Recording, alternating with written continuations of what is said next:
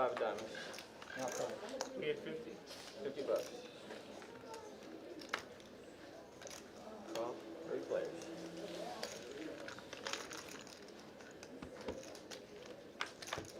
First action checks.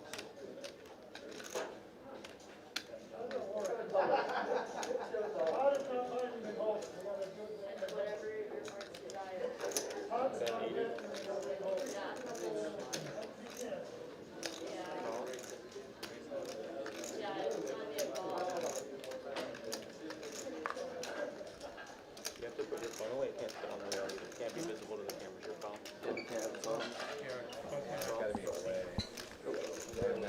Hello, hello, everybody. We are here. We are live, and things are happening. It's TCH Live Thursday. Thank you all for joining us. Sorry for that little bit of hiccup to start things off, but we're up and running, and we're off with a $10 PLO bomb pot. Everybody here in the mix. We got a lot of familiar faces, a couple of new people as well. It's your boy, Aaron McAvoy here in the booth, and joining me is Caitlin Komeski. What's going on, Caitlin? Oh, I'm doing super swell. So glad that you're here. Oh, okay. Say that again. Okay, I was just letting everyone know how just like fucking, how thrilled I am to be. I'm so sorry. It's all good in the booth. Fumble on the kickoff. My bad. Hey, it's all good. All right, what do we got here? We got 876 on this flop. Getting all these cards scanned in. We'll find out who's got the best of it here momentarily. Razor Pup fought the straight to the 9. It's looking pretty nutty to me. Right you are, as AJ is sitting here with some rags. Christopher's going to get out of the way, and look at that, just a bet and take it there for Razor Pup. Welcome back to the stream, Razor Pup. He's going to start off at the top of the chip counts here. We got Rude, Anderson, Jason, Jeremy, Rogelio back in the mix. Rogelio, I should say. Thank you for the correction there. Super producer Carolyn, as always, making things happen here on the production side. And all right, we're off and running, and it's time for some Hold'em. Once again, this is 2-5 Match the Stack, no limit Texas Hold'em here, Thursday, TCH Live. So everybody's starting off with a maximum buy-in of $1,000 and the option to match up to the big stack at any point throughout the evening. And they usually do. We know our boys in Texas like to go deep. That's what she. Okay, oh, so. Dear. Oh, wow. I did. Not only did I walk into that, like I sprinted straight first into a glass window into that. All right, so looking at all these rags that have been folded out of the way, over back into the blinds. And it looks like we've got Razor Pup here raising it up from the cutoff, 8-5 of clubs. Jason calling out of the big blind with the 3 deuce, the little slick here. And Razor Pup does have a pair. We're going checky off to a 7 of hearts on the turn. Not going to do anything for Jason's hand, but he may feel inclined to bet. You don't get in there with deuce 3 to check fold. Nah, you definitely got to fire away at this, and Razor Pup not going anywhere. As I'm going to get the stream pulled up on my phone so I can check in with all of you fine people in the chat. Once again, thank you guys for joining us, and sorry for the little delay that we had there, but we're up and going, and here we go.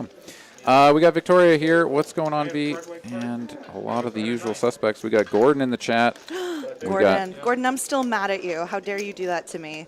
He counterfeited my 2-pair on the river. Oh, it was Gordon that got you. Felted me straight to the felt for me. Ouch. We got Demond. Hey, what's going on, dude? Good to see you. Let me know here in the chat if you're going to be down in Houston this weekend. I will be down there playing.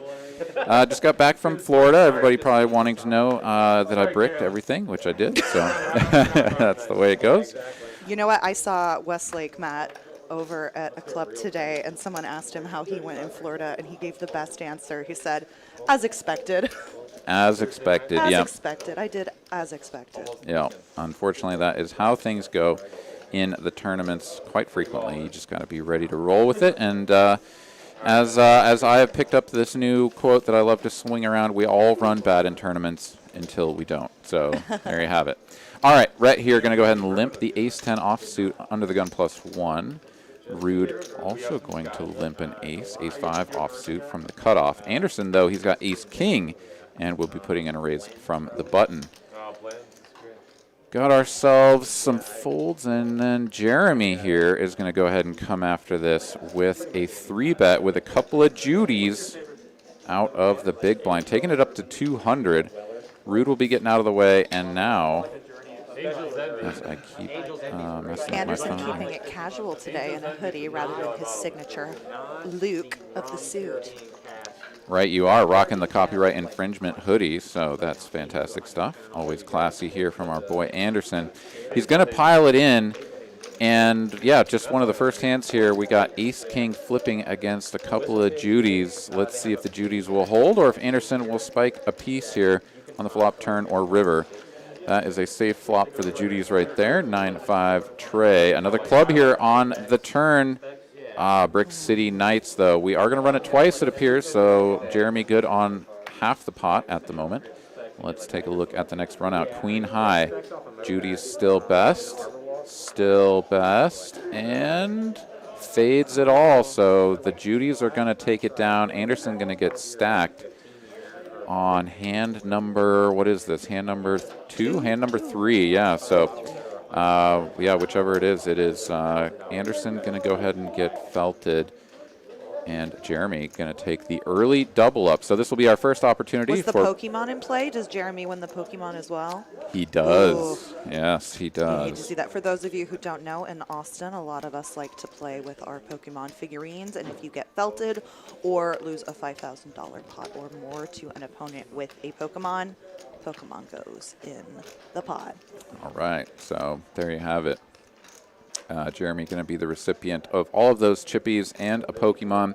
And as I was saying, this will be the first opportunity for players at the table to match up to the big stack, which is going to be right around 2K, I do believe. So anybody that's interested can reach into their backpack, wallet, or their neighbor's pocket, pull out another $1,000 or so, and match up to that big stack.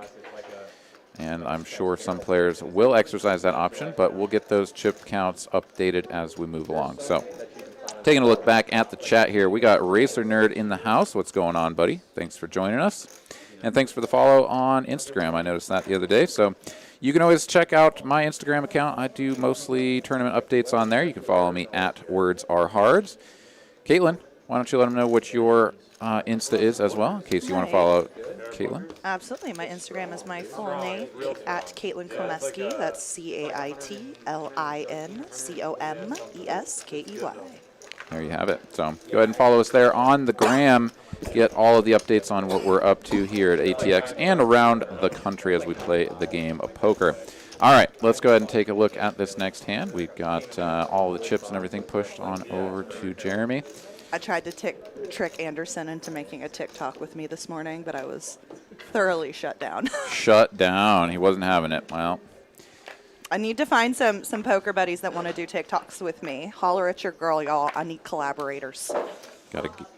Thank you, Carolyn. Carolyn with the TikTok fam. I love it. Heck yeah. All righty, Razor Pup here going to go ahead and take it up to $20 with the King Queen of Diamonds, and Rogelio out of the big blind. Jack 10 offsuit is going to go ahead and complete. Heads up to this flop. King Trey, a couple of spades out there. Very nice flop for Razor Pup. He's going to go ahead and put out a C-bet. And Rogelio with a whole lot of nothing. Going to go ahead and just let it go. Move this to the other side, please. I really appreciate the nice, vibrant color that Rogelio is treating us to tonight. Yeah, that man is always very fashionable, I must Snappy say. dresser. My favorite like accessory that he brings is those driving gloves that he wears from time to time. So it appears Fingerless? Are they fingerless? Yes, yeah, pretty snazzy. So not rocking those at the moment unless I'm wrong, but yeah, we'll have to keep an eye on his outfit there and see what kind of stuff he's bringing to the game. All right, $10 straddle here under the gun for Will the Knit. And I imagine we'll be seeing quite a few of those throughout the evening, as we usually do. All right, we got a raise up to $50. Yeah, we got from AJ with the ace-queen suited.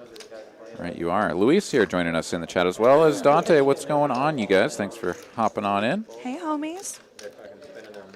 All right, raise up to 50. Ace, queen of clubs from AJ. Rude here in middle position. Ace, queen off. Going to go ahead and put in the call. And will the knit out of the straddle. He's got ace, 7 of diamonds. A couple of diamonds on this flop, so will be continuing. Both AJ and Rude sitting with 2 overcards to the board and a gut shot to Broadway. Will checks it over. AJ continues with a C-bet of 80. Rude puts in the call. And will the knit here. See if he goes for the flat. Nice. Get in there, Willie. It feels good to draw. It feels good to call. Come on, Will. Yeah, let's go. JTN 1968 dropping the first super chat of the night. $10 here. He says, an official bribe to get Talking Hoodie to road trip to TCH Dallas with Broad Laughing and Anderson to play the Saturday tourney with Will the Knit and JTN himself. I would love to. I wish I could, but unfortunately, this coming next weekend that you're talking about, I'm going to be up in Colorado. That is my birthday weekend, so got to go and hang out up there and do some camping, some hanging with the fam and everything. This is an interesting river. AJ and Rude have rivered the queen high flush, and Willie's over there on the trash end. Straight, yes, absolutely, right, you are. So, yeah, everybody got a piece now, but AJ and Rude looking to chop this now. And Will here, as you said, is on the dummy end of this with the jack high straight.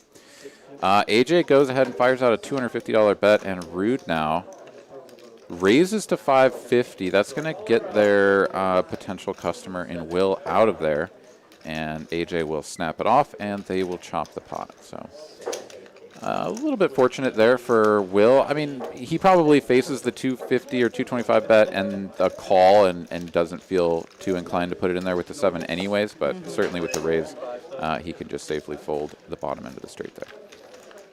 All right, so these two players are going to go ahead and chop everything up as they both made the same hand on the end, and there you have it, moving right along. All right. So, yeah, JTN, wish I could join you, but unfortunately not going to be able to. Thank you very much, Racer Nerd, for the happy birthday wishes. Appreciate that. And, yeah, do me a solid, a little bit of birthday love. Hit that like button for us and it's help us. my birthday 2 days after Aaron's birthday, so truly, you're supporting everyone. Hell yeah, man. Well, you know what? High five for May birthdays. Let's go. All right. So, cards pitched out. No straddle this time around. A couple of folds to lead things off here. Over and around through the early positions. Now Rude here in early middle position. King Jack offsuit. He'll put in a raise to $20. Jeremy going to let go of the Jack 10 offsuit. And over to Will in the big blind. He's going to go ahead and complete with the Queen 9 offsuit. And these players are going to go heads up to a flop. $42 in the middle. 9-9 ace. What do you know, Will? That is interesting. Yeah, Will going to make trips. Rude had a backdoor diamond draw that did not come in on the turn. So Rude is now drawing dead. And Will going to go ahead and lead out now. And Rude with just the king high here. Yep, time to just let it go. And Will take down the pot. JTN, just trying to confirm, Caitlin, that you're still going up to Dallas. He wants to make sure that he's not all alone up there. Let me check my dance card. Again, it is my actual birthday, and I usually do like to be around my friends and family at that time of the year. But, you know, we'll see. All right. Well, definitely good luck to you in that tournament, JTN. If we don't see you up there, run good, take it down. Love for that. And, yeah, hopefully I'll have some success down in Houston this weekend as well. Have some updates for y'all when I get back.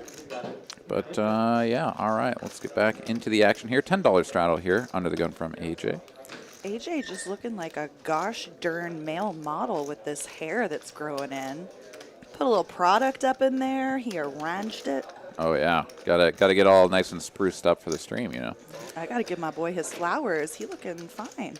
All right, Anderson here, Queen 9 of spades, early middle position. Going to raise it up to $35. And Christopher waking up with a couple of ladies. Ladies. In the big blind. $30 to call. He says, let's make it 125. AJ out of the way, and Anderson already running a little bit bad. First thing here, a couple of hands in, got stacked. Ace king against jacks, so he's going to go ahead and peel off a flop. Comes ace high, so not what Christopher wanted to see, but really not a whole lot there for Anderson. So if Christopher does put out a c-bet, which he will, Anderson very likely to have to run for the exit.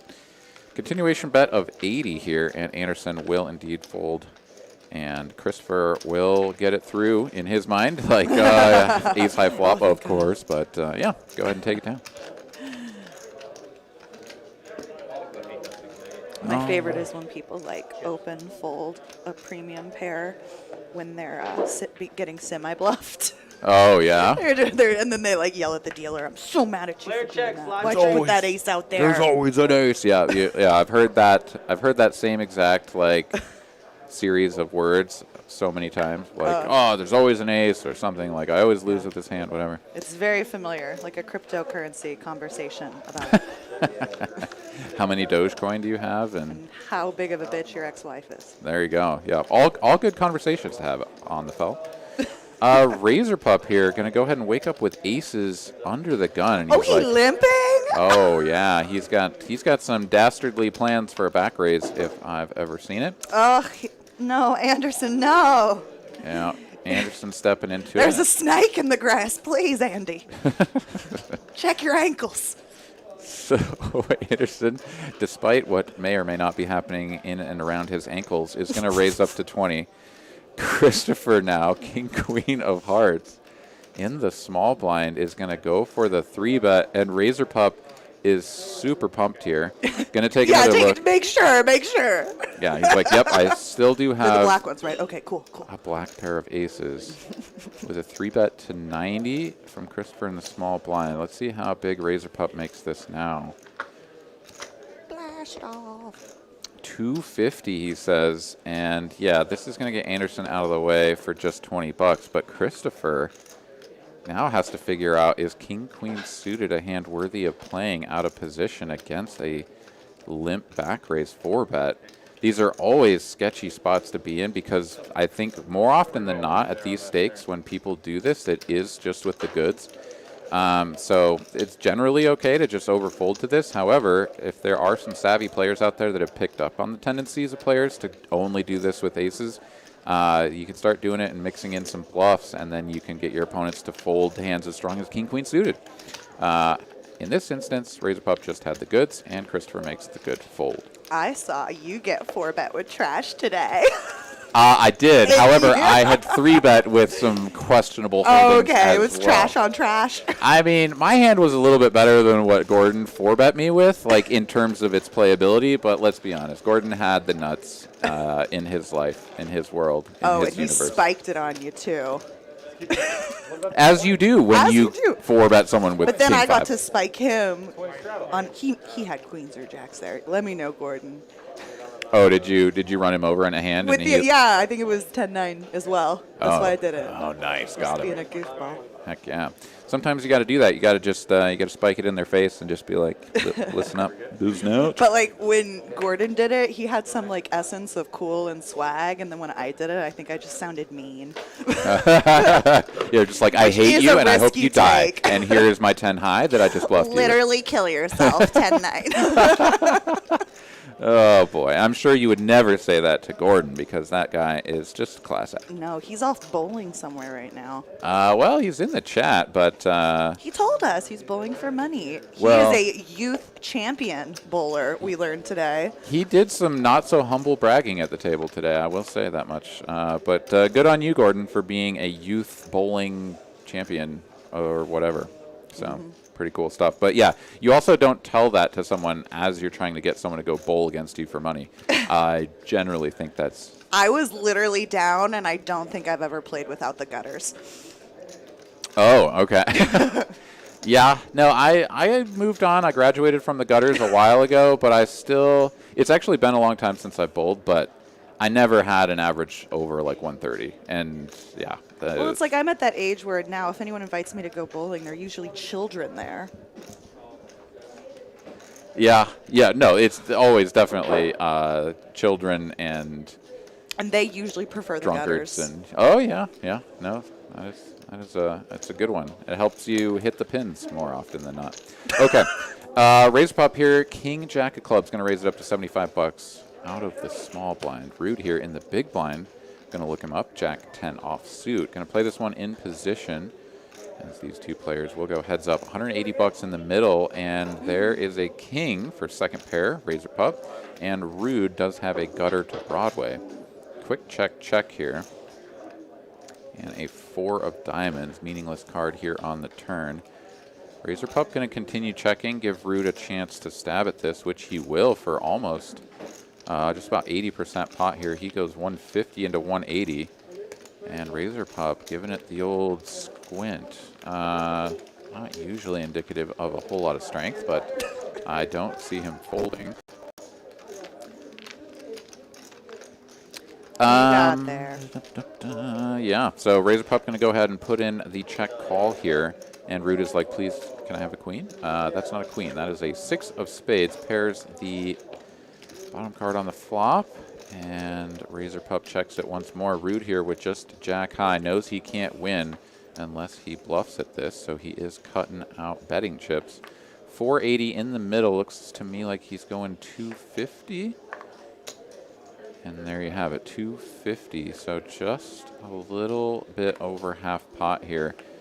And Razor Pup, yeah, like he chops with all of the kings. He only loses to an ace or a 6 at this point. So yeah, I mean, he's making a very quick call, and I like it. Razor Pup makes the correct call, and Rude is like, yeah, that didn't work, so sucks for me. I love it when you're just like, God, I know I'm right, but I would have preferred had you not bet, sir. Yeah, there you go. I feel very uncomfortable now. How dare you? How dare you? Just came here to make friends. We got Montalbano here in the chat. He says that the announcer on this session is better than the guy in Dallas. I appreciate that, man. And you're really good. I really appreciate that. Thanks a lot for tuning in, and thank you for those kind words. So always happy to read those sorts of things here in the chat instead of, who the hell is this guy? Talk more poker or something. So thank you very much. And thank you to everyone else who's joining us here this fine evening. 41 likes on the ticker. If you haven't already and you would like to, please help us out. Hit that like button for us. And we're just going to go ahead and continue right along here.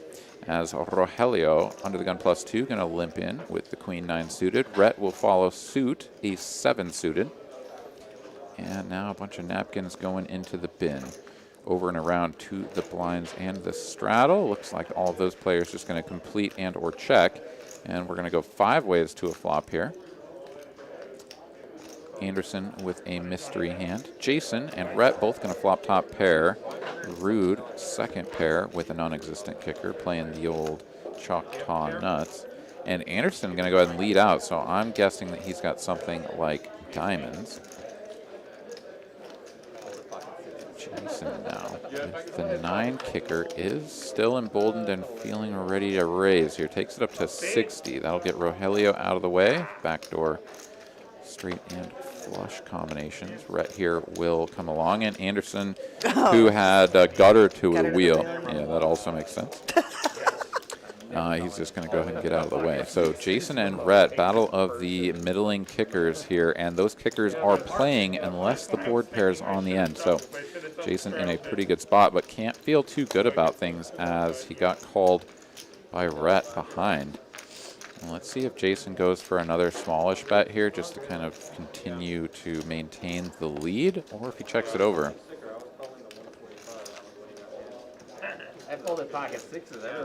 Jason is going to go ahead and fire out another bet here. Let's take a look. 140, so still a sizable wager here.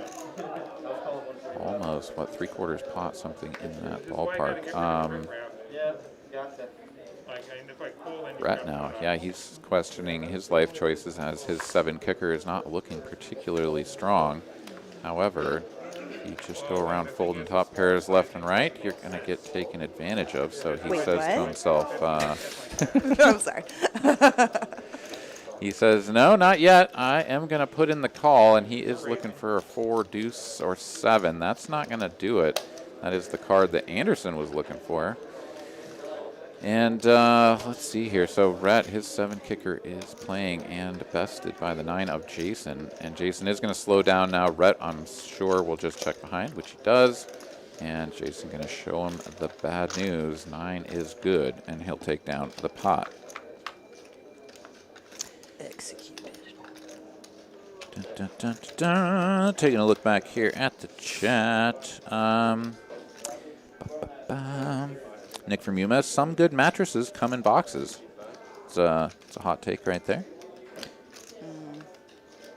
And let's see. Captain Underpairs, what's going on? He says, what level games are going to be played on the TCH Poker Cruise? Well, that's going to be the WPT Steps Poker Cruise. And I don't know all of the details. However, they did have, they've got like a little spread on their webpage that talks about what's going to happen on there.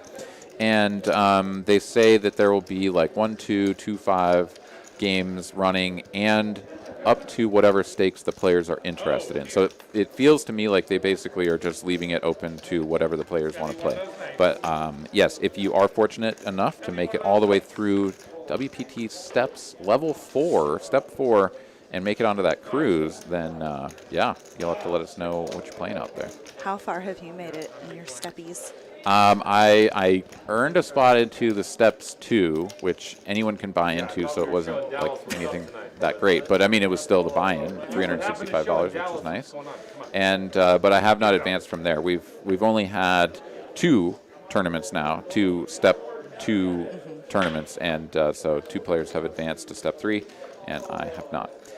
Alrighty, let's see here. We've got a battle of the King 8s here, both players flopping top pair, but Jason now going to go ahead and start free rolling his opponent as he has picked up the club flush draw here on the turn. Bet of 25 from Jason and a call from Rude on the flop. Jason going to go for another bet here, looks like 60. Just about half pot, and Rude will look him up once again. Needs to fade a club in order to chop this pot. And there it is, 9 of diamonds. Yeah, you did it, Rude. Yeah, so barring some sort of large raise and fold from someone here at some point, these players will be chopping it. Jason just going to put out another little under half pot bet. And there you go. We'll go ahead and show each other the same hands and hack it up. Chop it up. Nick from Yuma noting how stylish Jason looking in his grandpa cardigan. Like, yes, Daddy, serve me a warm glass of milk before bed. Oh, man. Let's see here. So, yeah, I don't know. There's some stuff happening here in the chat that I don't fully understand, but glad that you guys are interacting with each other in a amiable way. So we please, love that for you. Yeah, please continue doing that. Alrighty, so cruising right along here, TCH Live Thursday edition. Just about our first 45 minutes into the program. Got started just a shade late, but everything up and running. Yeah. And Aaron was crying, and I had to comfort him, so that delayed the stream. Yeah, it was. He's having a really hard day, and it's really important to feel your feelings, y'all. And Absolutely. the stream can wait. This is all true. All of these things are true.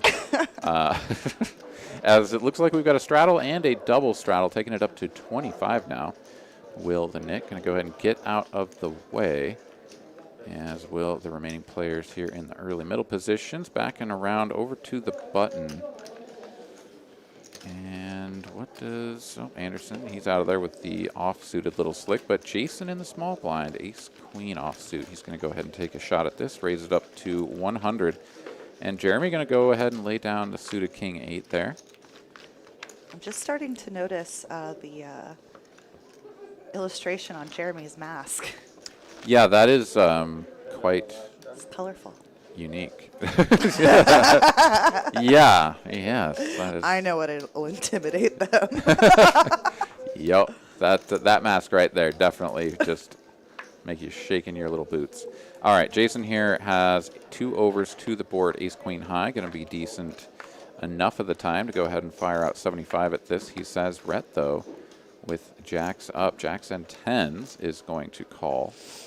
Off to a turn we go. 8 of spades, the Steam Dola special here on the turn. Rhett, the only player with a spade, so he now has the best hand with a redraw. And Jason, after he just got called, is probably saying to himself, everything just got there, and I have 2 red cards. But Nope, you were wrong. He's not feeling what he's feeling is ain't nobody gonna push me around. That's right. I'm not look gonna good let in these this 8 of cardigan. spades push me around. No, I'm gonna keep betting. And what do you know? A full house here for Rhett on the end.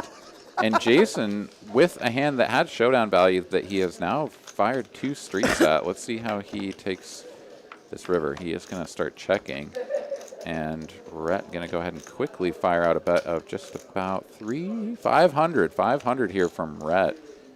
Goes for a nice chunky bet size. And Jason would have to dig pretty deep to find a hero call. With this hand, he is going to let it go. And Rhett will take it down. Had the best hand the whole way. It just kept getting better and better and turned into a full house there on the end. Ugh, we love that for you. 10s full of jacks. It's one of the better boats. It's a solid boat. Big fan of that boat.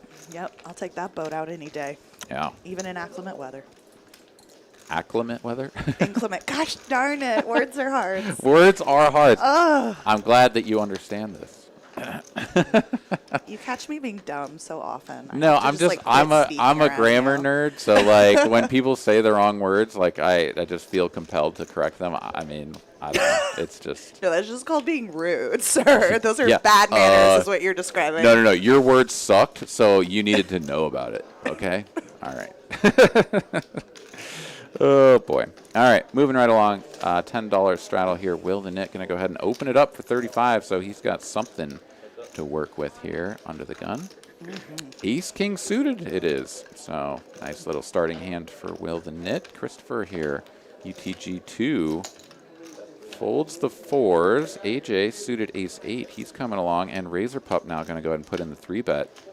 Anderson lets go of the 6s. He had 6s like 4 times earlier today. They did not work out for him, so he's just going to let go of them this time. Sometimes, if hands traumatize you, you have to take your space from them. That is absolutely right. And Will now faced with a little bit of a decision because he is the effective stack here, 862 behind, and yeah, he's just going to pile it in. I think this is the best move, and I like it a lot. So AJ just going to get pushed out of the way. And Razor Pup now going to be put to a test because he's looking at calling 750 into a pot that's going to go up to just under 1,900. So he's getting a pretty good price. And truly, it never feels good to call a shove from William the Nit. yeah, although right there in the name. Yeah, that is definitely true. But I don't think Razor Pup has many options here because even Will the Nit and his tight range is going to include a lot of hands that Razor Pup is going to be flipping against. And even if he has kings, right? Like if William just has kings here, Razor Pup is still going to be live to like 30% equity. And yeah, he's just going to go ahead and put in the call. They're going to talk about running it more than once. Looks like we're going twice. And Will the Nit will have a couple shots at finding a spade flush or Razor Pup, diamonds, or clubs. All right, let's take a look here. This one's going to be Brick City, so both players will be chopping the first run out. See if we can get a sweat here on the second one. Both players have turned over their hands, so they know what they're working with. There's the spade. Can he find it? 9 of diamonds on the end. So hack it in half. Yeah. Nice little sweat there for Razor Pup. All right. So Nick from Yumi here saying, I think this is a fold. If you're talking about this hand with the ace king off there, I just think that you always want to be cognizant of your pot odds, right? So yes, it's like, okay, Will's range is going to be very strong. He's not going to just be doing this with like Jack 10 or something silly that I'm way ahead of, right? Like there's just never hands that you're way ahead of in Will's range there. So yes, it feels bad, but at the same time, your pot odds were, again, if you think about it, it was 750 into a pot that was going to go up to just about 1,900. So you can do the math and find out how much equity you need to have in order to profitably call off, even though you know that you're behind, right? Yeah. And that's just the way this game works. If you're going to play it strongly and consistently, then you need to be paying attention to those spots and executing. So just a tip here with Aaron. Pay attention to pay attention to your pot odds and don't be folding unnecessarily. Sometimes you just got to gamble. Nobody loves knowing folding. No, I mean, I do when it's the other people at the table, but Just saying, like, you won't find, like, respect and affection from a romantic partner. yeah, Over or your poker. mother, like she's going to scold you and be like, what are you doing folding that hand She right already there? wrote you out of her will. I don't know what you're talking about. Yeah. It's like, Will I the don't- Nit here going to wake up with another hand? He's got Ladies. queens out of the straddle. Raises it up to 60, gets called in 2 spots. Ooh, Rude 2 and Rogelio. Yeah, Rude going to go ahead and flop the joint here. He's got top 2 with backdoor hearts. Rogelio here has a whole lot of nothing. Checky over to Rude, who bets 65 here. 65 into 195, so a little quarter pot size bet. I like this. And I think Will is going to be compelled to go ahead and peel off a turn, so he does put in the call. Pot now, 325. And Will going to find a little bit of equity gain as he does add 4 more outs to his repertoire. However, he's going to have to call a bet of what looks to be 160, and he says, nuh-uh, not doing it. And Rude will show him the goods, so there you go. Good fold there from Will the Nit. Mitch Hecht here. Do you see Twitter on the Massey brother today? I did not see that. What's going on with one of the Massey brothers? Anybody that's not familiar with the Massey brothers, they are regulars on the tournament scene. So we'll keep an eye out for the update there from Mitch as it comes in. But Justin C. saying this game plays huge. Right, you are. 2-5 match to stack here at TCH Austin definitely does play huge. So the blinds do not do it justice. $5 big blind, and you will pretty regularly see thousands of dollars in front of players representing hundreds, if not thousands, of big blinds. Alrighty, let's take a look here. We got Razor Pup in early position, raising it up, suited 6-5. Rude coming along. He says, well, just one hand. Let's see if I can make something happen with 9-6. Jeremy, ace-king offsuit, now going to 3-bet this up, and all of those cards going in the muck, and he'll take it down. All right, Mitch here saying that Jordan Christo called them out as cocaine dealers. Oh, okay, well, okay. I mean, I didn't say it, field. so there you go.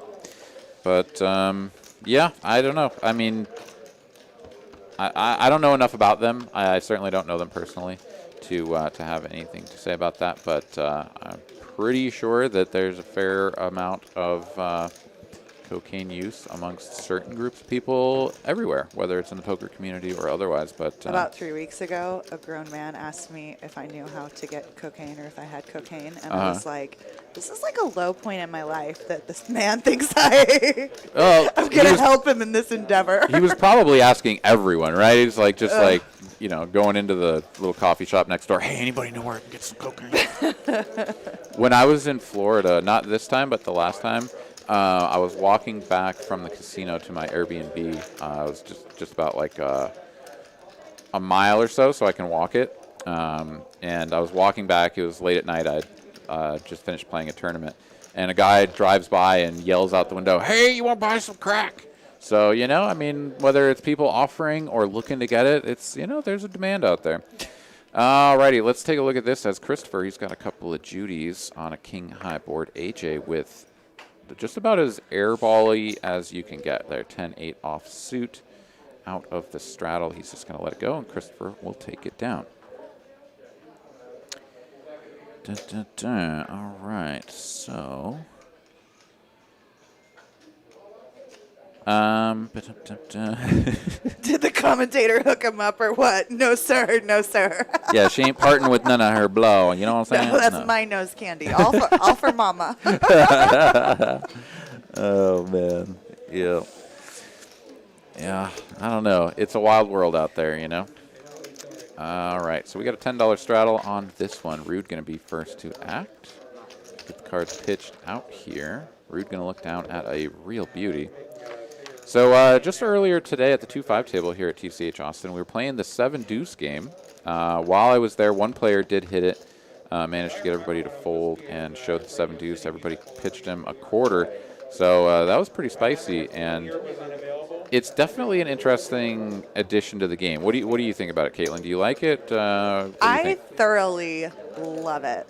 When there's a deuce 7 bounty, I've done other different hand bounties. Deuce 7, of course, is the most fun for Hold'em, I suppose. But yeah, I usually just do a wild 4-bet and get it through, and then you get the bonus. I mean, it's pretty fun. My favorite is when people get like caught trying to do it. Oh yeah, and they end up just like running into like, the nuts. No, but it worked when Caitlin did it. Now I'm getting 3 callers. Yeah. Or you just like try to really step on the gas and just get run over by the nuts. Yeah. All right, 3 ways to this flop.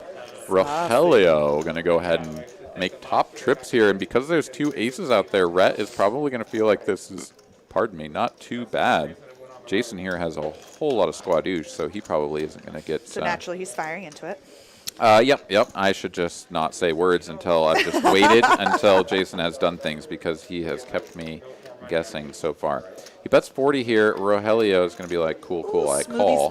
Smooth. And Rhett is like, well, damn it. Maybe backdoor hearts is worth something. So he's going to go ahead and call as well. Oh, that's so smooth. He got buttercream in his veins. All right. We got a 3 Okay, of almost clubs. there, Jason. Yeah, Jason is picking up some equity. So he was drawing Omega Thin, and now he actually is drawing to 4 cards in the deck that can make him the best hand. So he's going to check now. Rogelio reaching for chips. He's going to fire out what looks to be about 150. Get this all plugged into the action tracker here momentarily. It is about a 150. Rhett will put in the call, and Jason, with the improved equity or not, is going to get out of the way. He's like, don't put a 5 out there. Don't put a 5 out there. Please don't be mean. And it's a deuce, so ace is full for Rogelio now. And he will continue betting. And Rhett oh, great eye roll. Yeah, Rhett does the universal sign of what the hell, bro. I got queens over here, and I don't like this one bit. He beats all of the busted flush draws, any of the busted wheel draws, and just about nothing else. So he is going to go ahead and fold, and Rogelio will be a gentleman and show the table that he had the goods.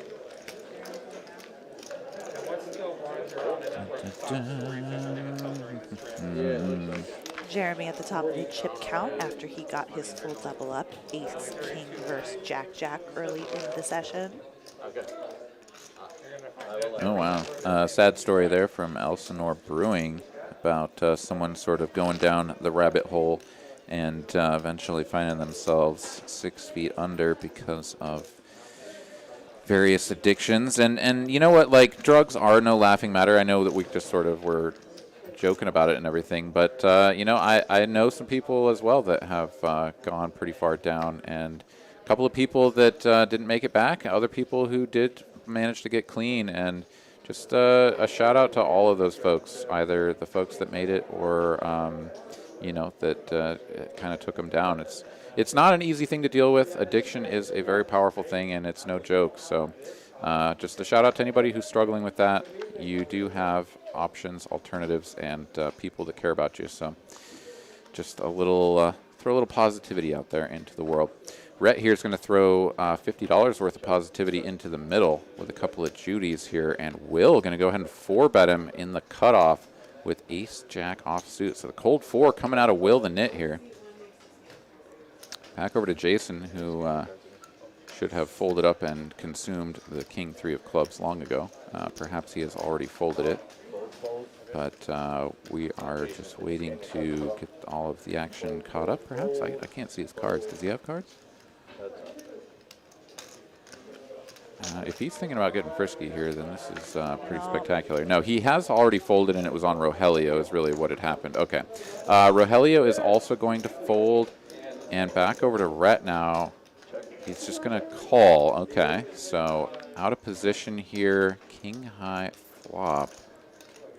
Checks it over. Will the Knit, who is like, no, my 4-betting range is super narrow. Yeah. And I'm going to bet. Show him, King. Oh, Willie, no. Come on. No, Will wants to maintain his nitty image. He's like, no, of course I had it. Of course I had I don't it. 4-bet with ace jack off. Not even. I can tell you that there's not much more in the booth that brings me joy than watching Will the Nit get a bluff through, especially a cold 4-bet and then a c-bet bluff on the flop. That is good stuff. Good for TV, good for my boy Will. Well played. Is this a 5-5 or 2-5? Did you see the rest of Will's shirt earlier when you were talking to him? I see it's the only thing that scares me, and then there's like a board. Oh, no what? Oh, yeah, it's like, is the river. Oh, is the river. Yeah, that. So he's got a couple of these poker shirts, and yeah, and so yeah, he's got a ton of these poker shirts, and some of them are like pretty witty and funny, and other ones is like it's just kind of funny that Will's wearing them. You know, like there's one that's something about like bluffing or whatever, and it's said in a way that's like, I always bluff, or something to that effect, and it's like, I don't know if that's the shirt for you, but we just he just made that shirt. You know, he stamped his name on it with that move there just a moment ago. All right, Razor Pup going to open it up from the small blind, and Anderson in the straddle will call. Play this one in position with a suited connector, and he will make the best hand on this flop with a second pair of sevens. Razor Pup going to do his best Will the Nit impression and fire out a c-bet with ace jack high. But Anderson not going anywhere will flick in the call. There is the card Razor Pup was looking for, though. Picks up top pair with jack kicker on the turn. And Anderson not going to like this second barrel on the turn, and we'll just let it go. We got some people here talking about food in the chat, and then Gordon G, he says the shirt is I'm probably bluffing. That's right. Yep. Yeah, exactly, and it's pretty perfect that he's wearing that. So Mitch Hecht here, he's got a hot take. Prosciutto and cantaloupe is the best. I'm not sure if I've ever had prosciutto and cantaloupe. I'll tell you what, if together. you get into that kind of a brunch or appetizer position, I just hope your melon is ripe enough, because if it's not, good luck. Okay. All right. I mean, that sounds like a good combination. Like Have you prosciutto not? with anything sounds. I mean, like I love prosciutto. Well, I'm just not sure I've had. A Like little you wrap it feta or around. goat cheese on there with like mint. Ooh. All right. We need some highbrow hors d'oeuvres and shit going on up in Somebody here. make me a charcuterie cheat.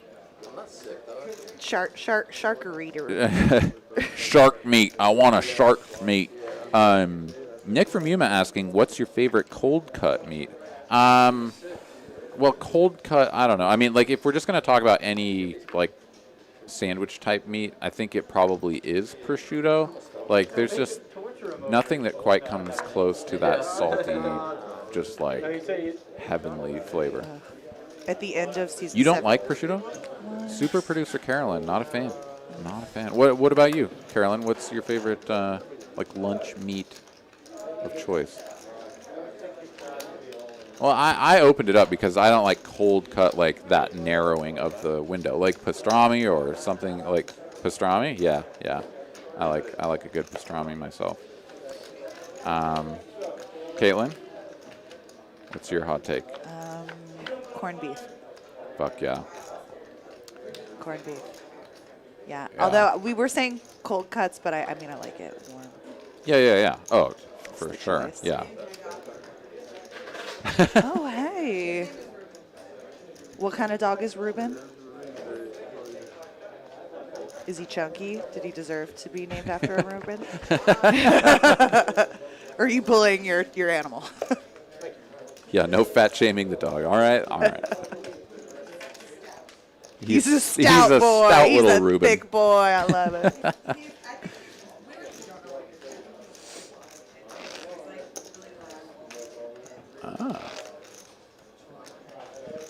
Nice.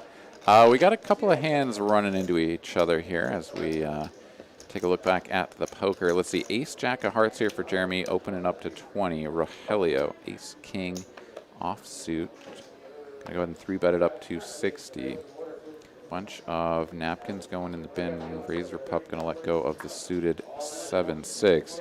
Jason, though, is gonna call out of the blind with a pair of sixes, so he will be drawing pretty slim, as we did see at least one of the sixes disappear. Take it all back. The 6s were just folded. Never mind. And Ooh, wow. Spice Town. Yeah, Jeremy just may double up the Rogelio on this one. They go check, check, off to an 8 of clubs. Sorry, 8 of diamonds on the turn. There were a couple of clubs on the flop. So no scare card to slow down the action here. However, the pot did not grow on the flop. So going to take some betting and raising and such to get all the chips in. But so far, it's now just going to be a bet and a call. No, they don't want to go to Flavor Town. They want to hang out on the outskirts. They do. So it was, oh my goodness, it was a check, a bet of 30, just about a min-click raise to 75. Now it's a 3-bet to 240, so they are getting some chips in the middle here, as Jeremy will just call. And now, after that funky action on the turn, Jeremy, yeah, may just be going into like check-call mode and hoping that this pot doesn't get too big. He's going to ask Jesus for help. Yeah. Look into the heavens. He'll let you know. Yeah, Jeremy is going to go ahead and phone a friend. He's asking the sweet baby Jesus, what does my opponent have?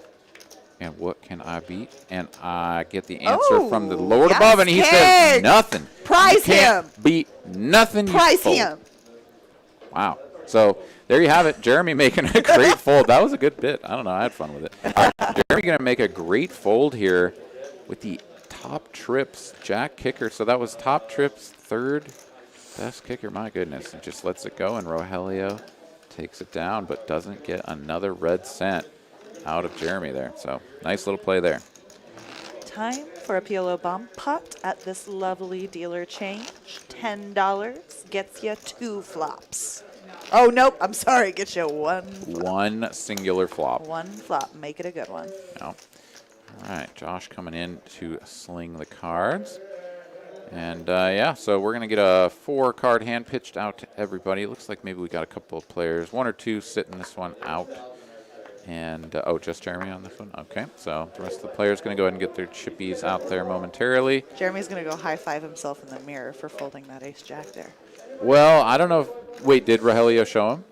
No, so at this or point. Maybe he's going to find. Yeah, he may just be going to. Park it in front of the stream.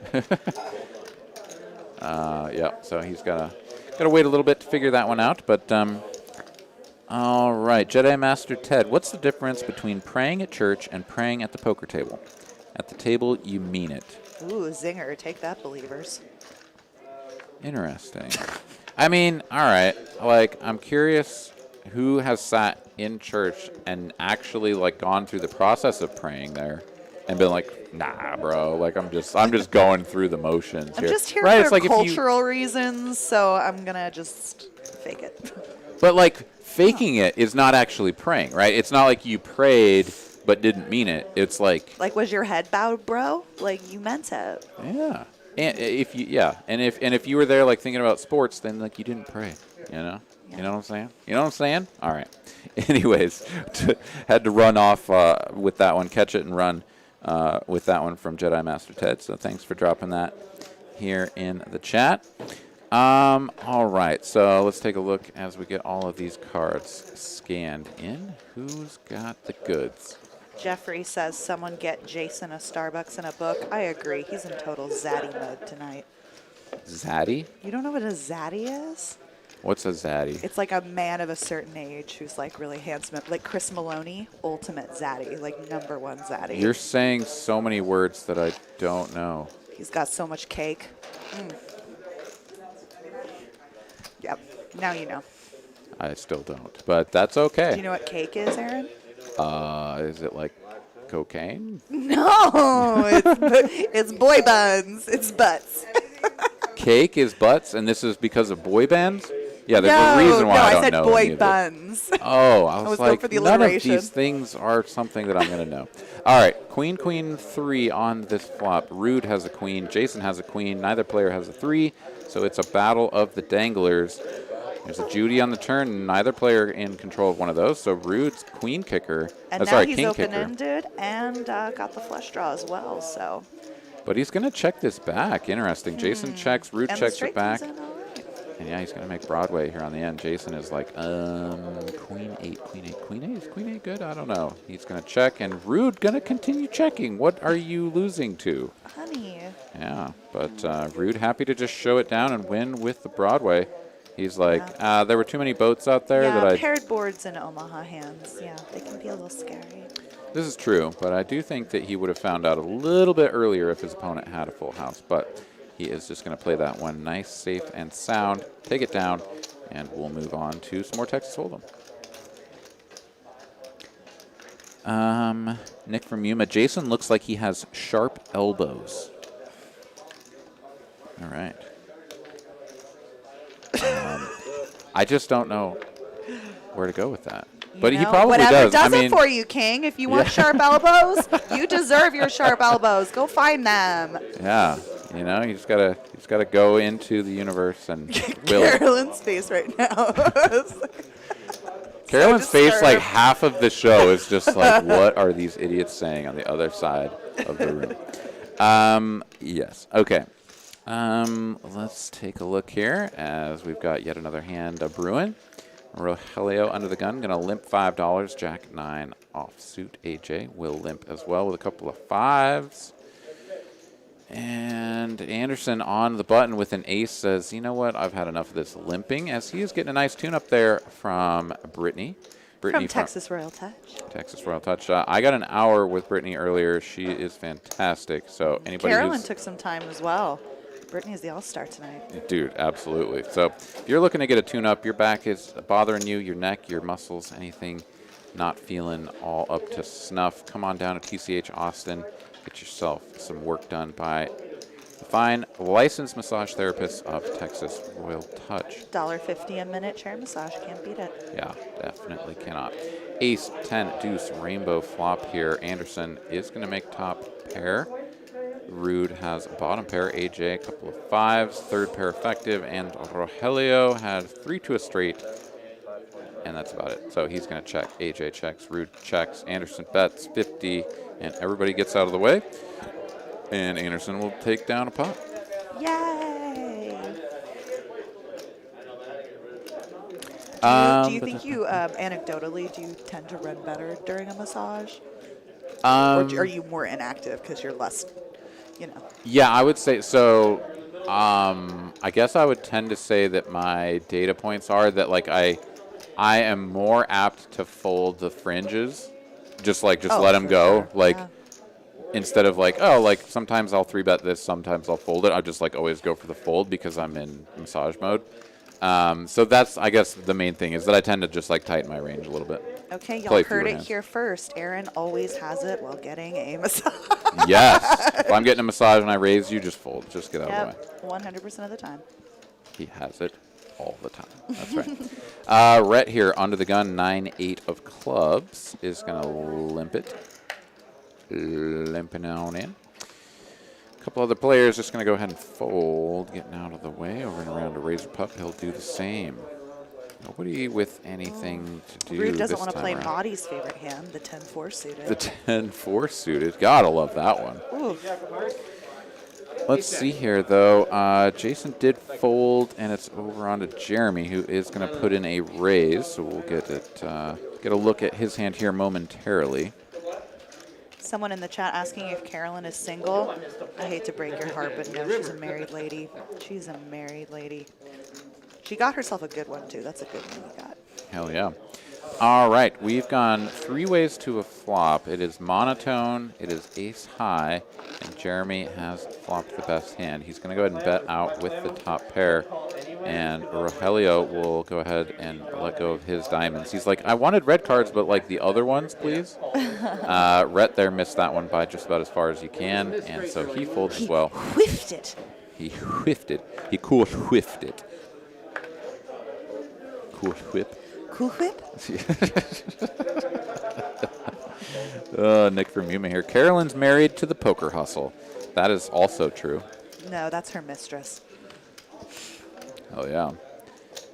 Yeah, the poker hustle just wants to get in on the game, the Carolyn game. All right. Some different pieces of conversation.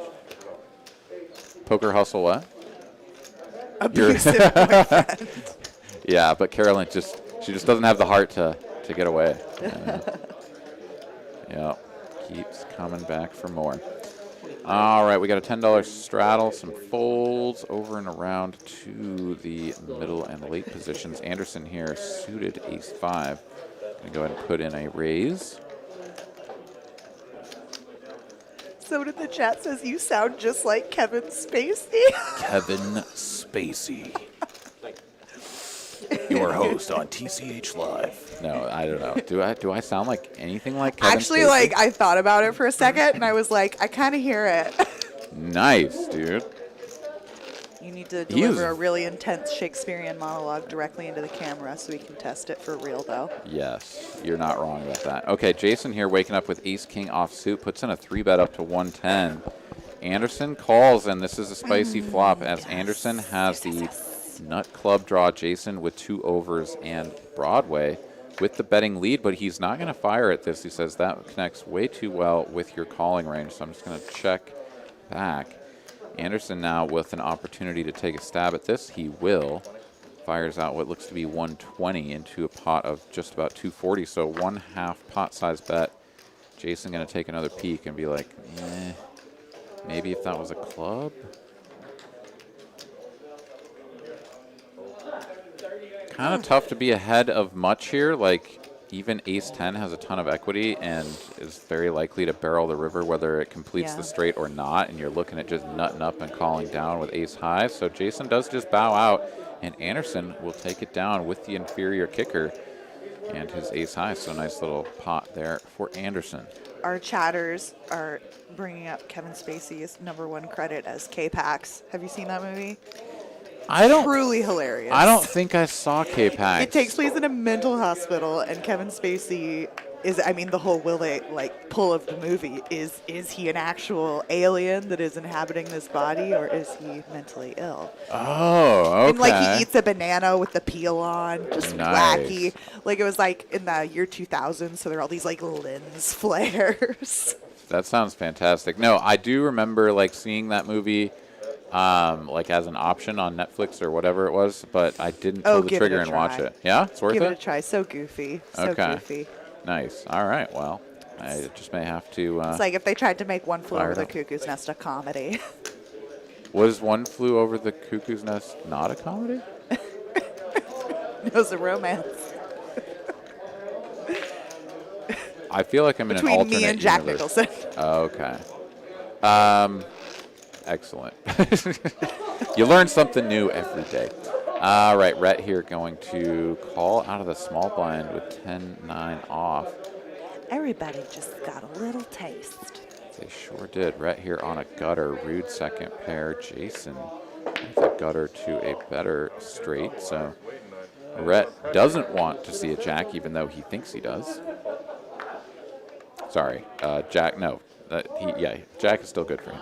Okay, I'll just stop talking about hands when I don't know what the hell I'm talking about. All right, we're going to continue along here. Rude is going to call the $50 bet from Jason. We go off to a 7 of spades on the turn. Neither player controls a spade. And checky this time around. Off to a deuce of diamonds here, so Rude's hand is still best, and he's going to go for value here. 180 in the middle.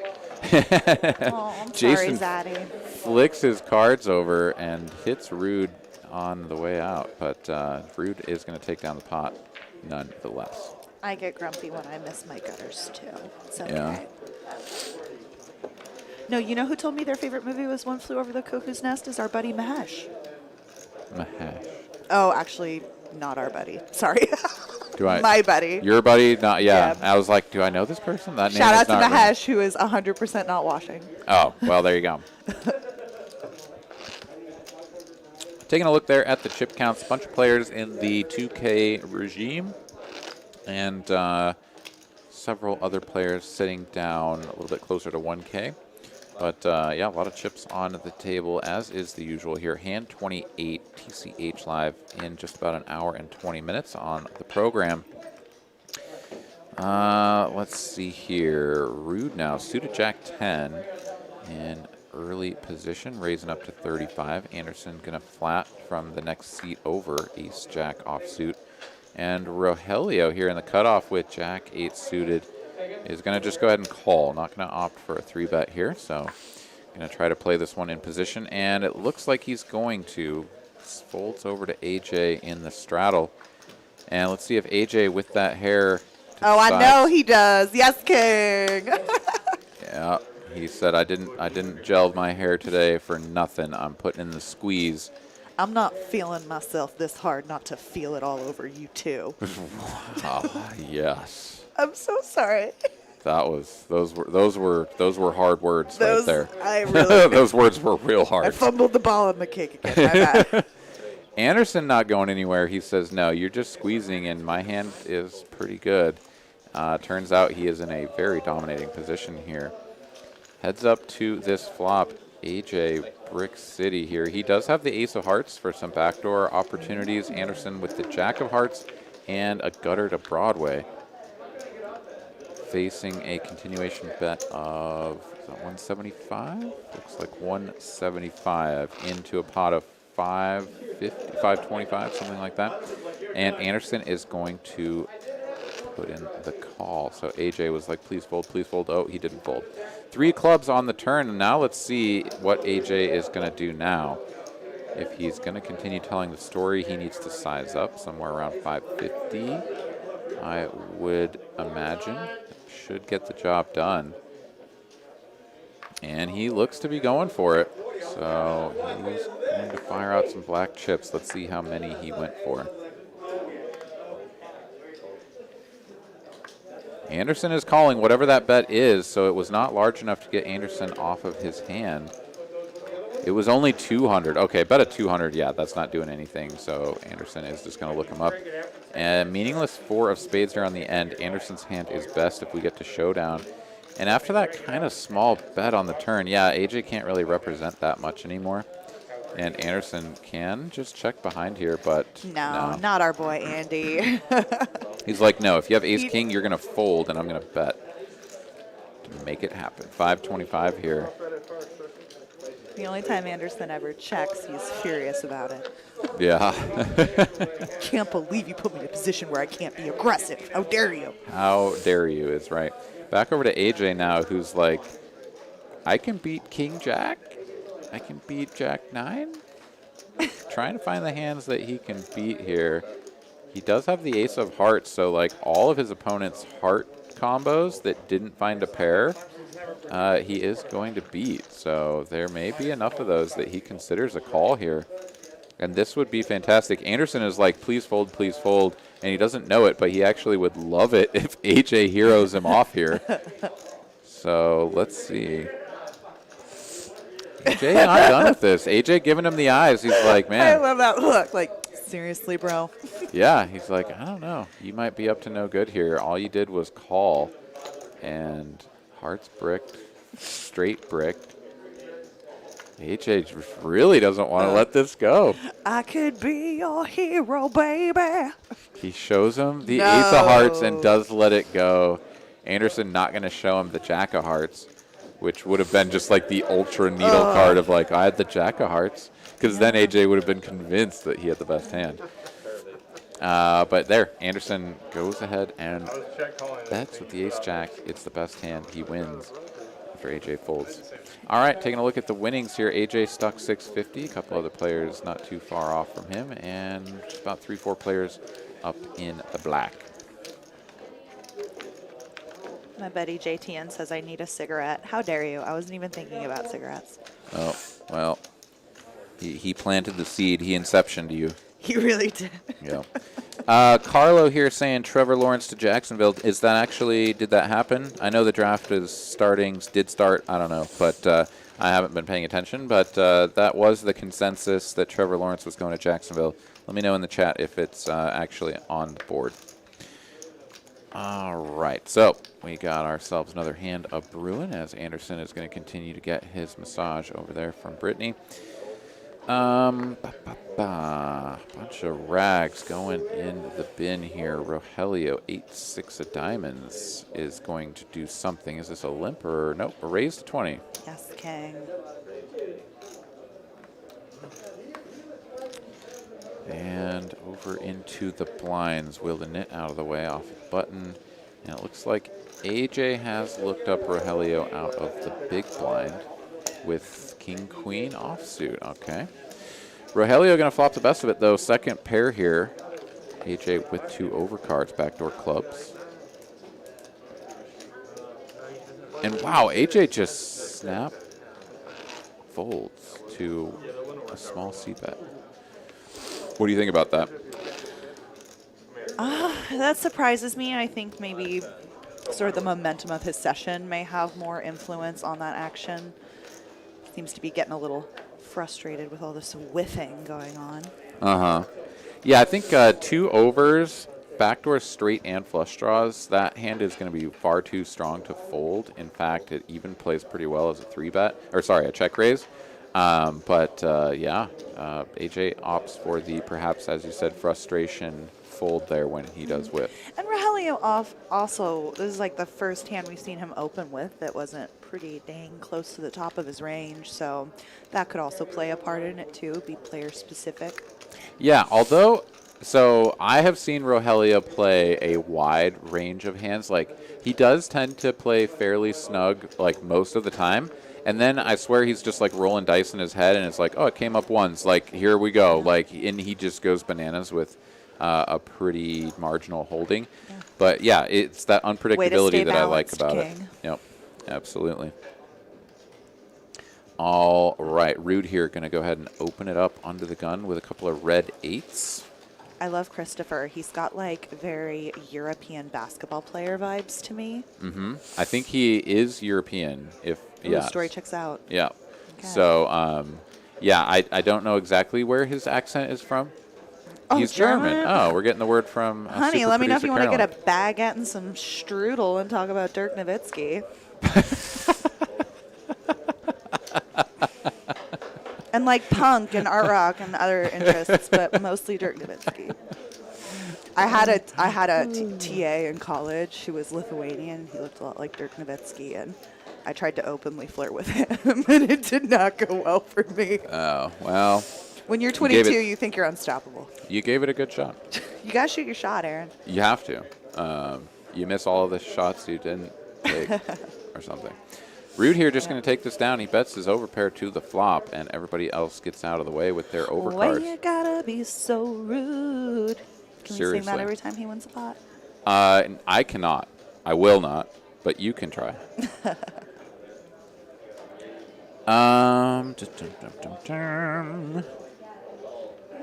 Yeah. Cool. 413 of you fine folks watching. Thank you guys for joining us. We're up to 88 likes on the ticker. That's getting mighty on close to 100. So help us out if you would, and you are enjoying the broadcast, please. Tickle that like button. Tickle it. Tickle it right in the fancy.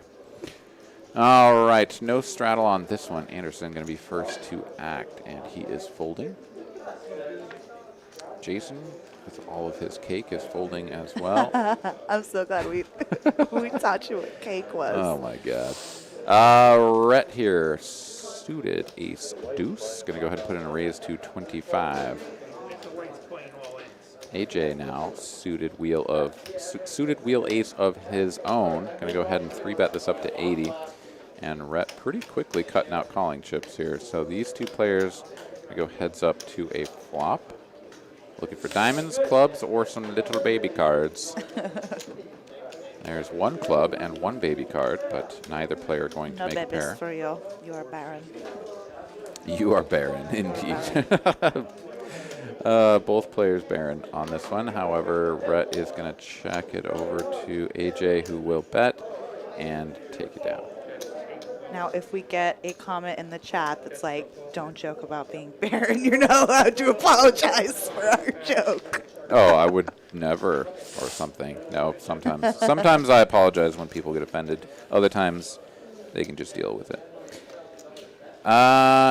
V asking if you're sipping on the schnapps, spelled schnapps. But, I'm opting for the Topo Chico currently because last night I drank all the alcohol in the city of Austin, so I thought it best to leave some for the rest of us. Yeah. have an evening of temperance. Yes.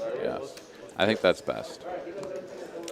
All right. So let's see here. Rhett is going to go ahead and limp the ace-4 offsuit. Will the nit. Jack 9 suited says no, no, no. Let's He knows raise I'm it up. watching. He knows I'm watching. Jack 9, yeah, that's the hand that you guys got tangled up with, right? Yeah, mine was off-suited, and I cracked his queens. That's pretty dirty. 4 cards to a flush. We got it all in pre like lunatics. Jason here, he's got a couple of 10s from the straddle facing this raise from Will.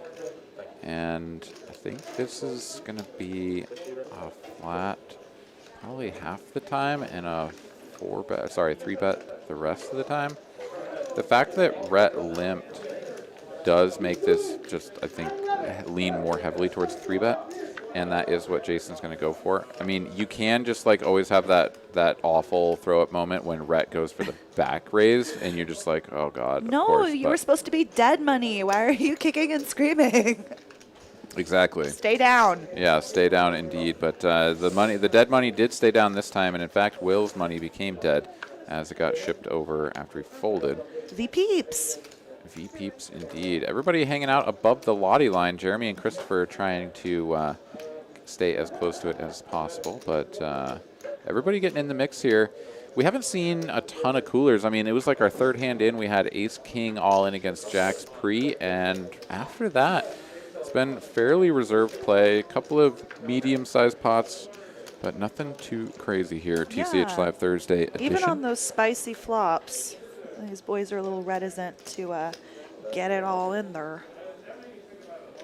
Yep. Mitch Hecht asking who's commentating. That's your boy A.A. Ron. Aaron McAvoy here with Caitlin Komeski. Hey.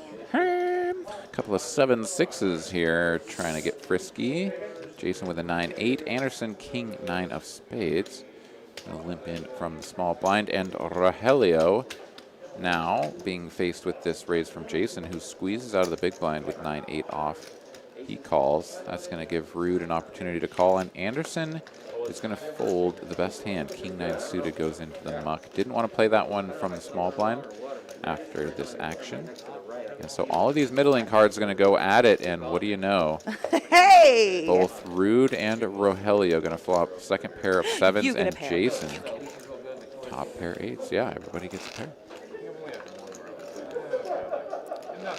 All right, so let's see how this one plays out. Jason here first to act. He was the squeezer, so he bets 75. Rogelio calls, and facing that action, Rude just gets out of the way. He says pair of 7's no good and runs for the exit. 4 of spades here on the turn does a whole lot of nothing for these players' hands.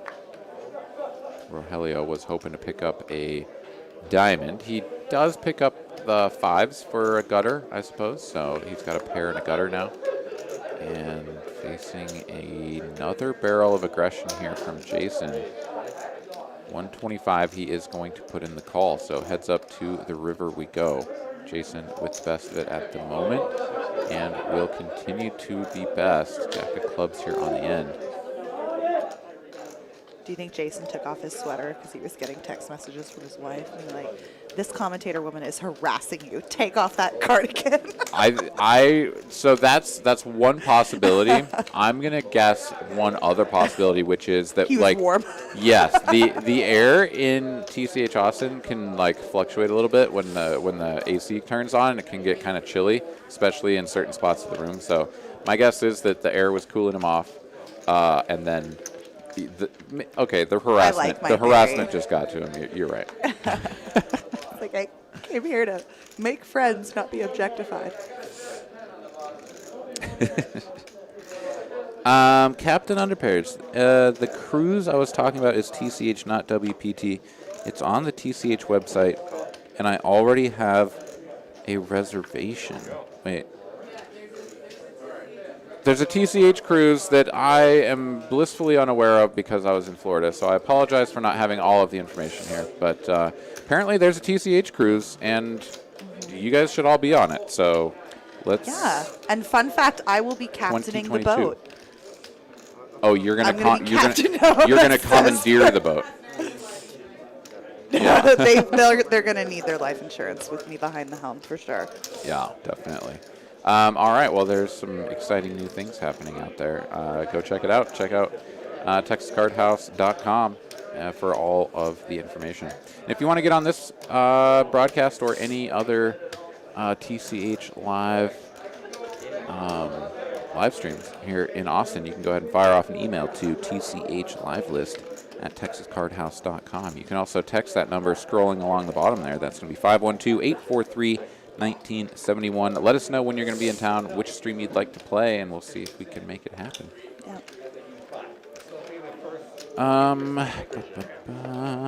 Nick from Yuma says that he just heard E's name dropped in Poker Go, so perhaps. Get it, King? Yeah, so E must be down in Houston playing one of the flights, and yeah, because that is being broadcast on Poker Go, so that's pretty exciting. Hopefully, I'll be rocking and rolling on the old Poker Go's, rocking the final table. So that'd be pretty sweet. Run good, E. McKenzie. Good luck to you, sir. Yeah. Let's see.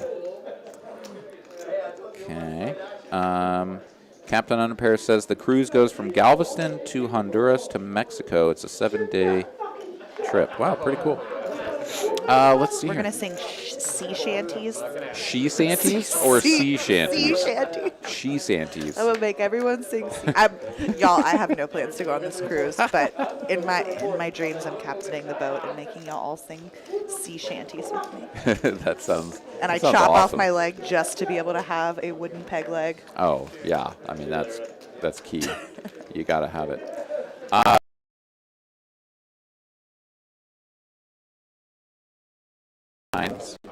Ace, King offsuit, and King, Jack of hearts. 4-4-8 here. Safe flop for Christopher and the nines. Faded all of those overcards. But let's see how he approaches this. I mean, he used to be the best person to ever. First to act, he's going to check. I imagine that this actually was a, 3-bet from Razor Pup, exactly. So Razor Pup going to go ahead and continue with the pre-flop aggression to his credit. Bets out 125. Gets the King Jack to fold, and Christopher going to look him up with the 9. 7 of clubs here on the turn. Still looking pretty safe for Christopher. He checks it over once more. And with an effective stack of 465 behind, just about maybe 2/3 pot. Let's see, Razor Pup could either put him to the test for all of it, or no, he is going to perhaps just not be aware of his opponent's stack size or what, but he's going to go ahead and put out 275 here. And this is a committing call for Christopher, obviously. And he now has to decide if Razor Pup is up to no good, if his hand is just worth piling it in and seeing what happens, or if this is the time to get away. But I don't know, this is sort of a suspicious Yes, size. King, commit. Like you're going to commit to me later. Just kidding.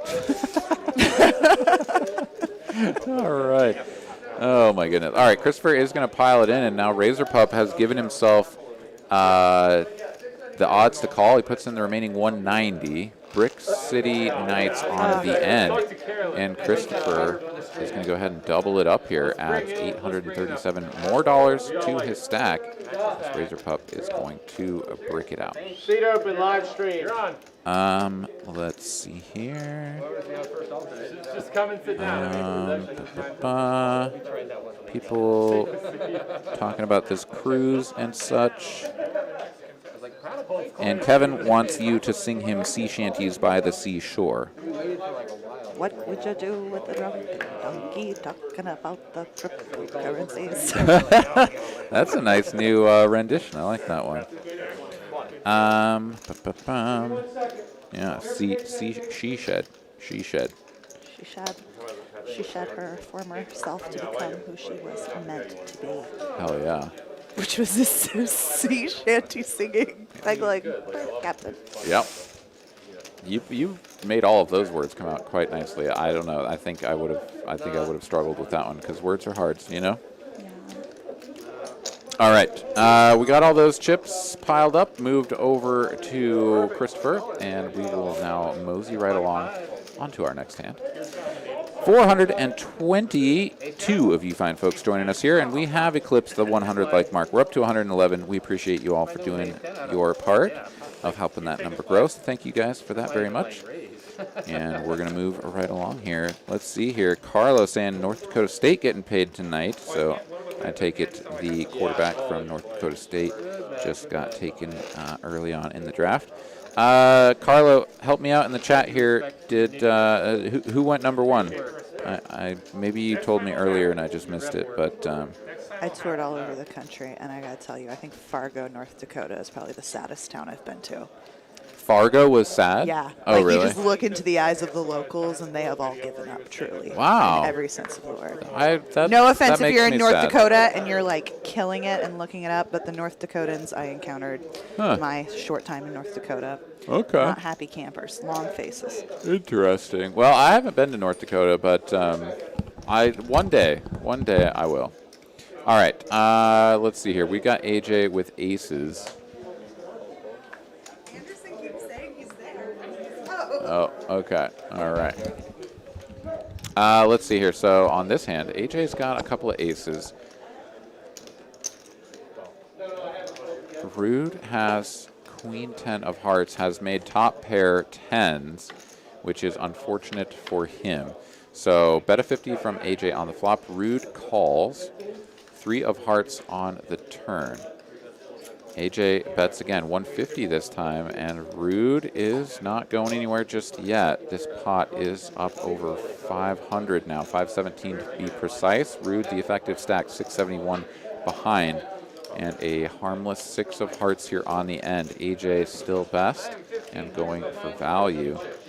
Looks like a bet of about 400 here, if I'm not mistaken. It is 400. And over to Rude.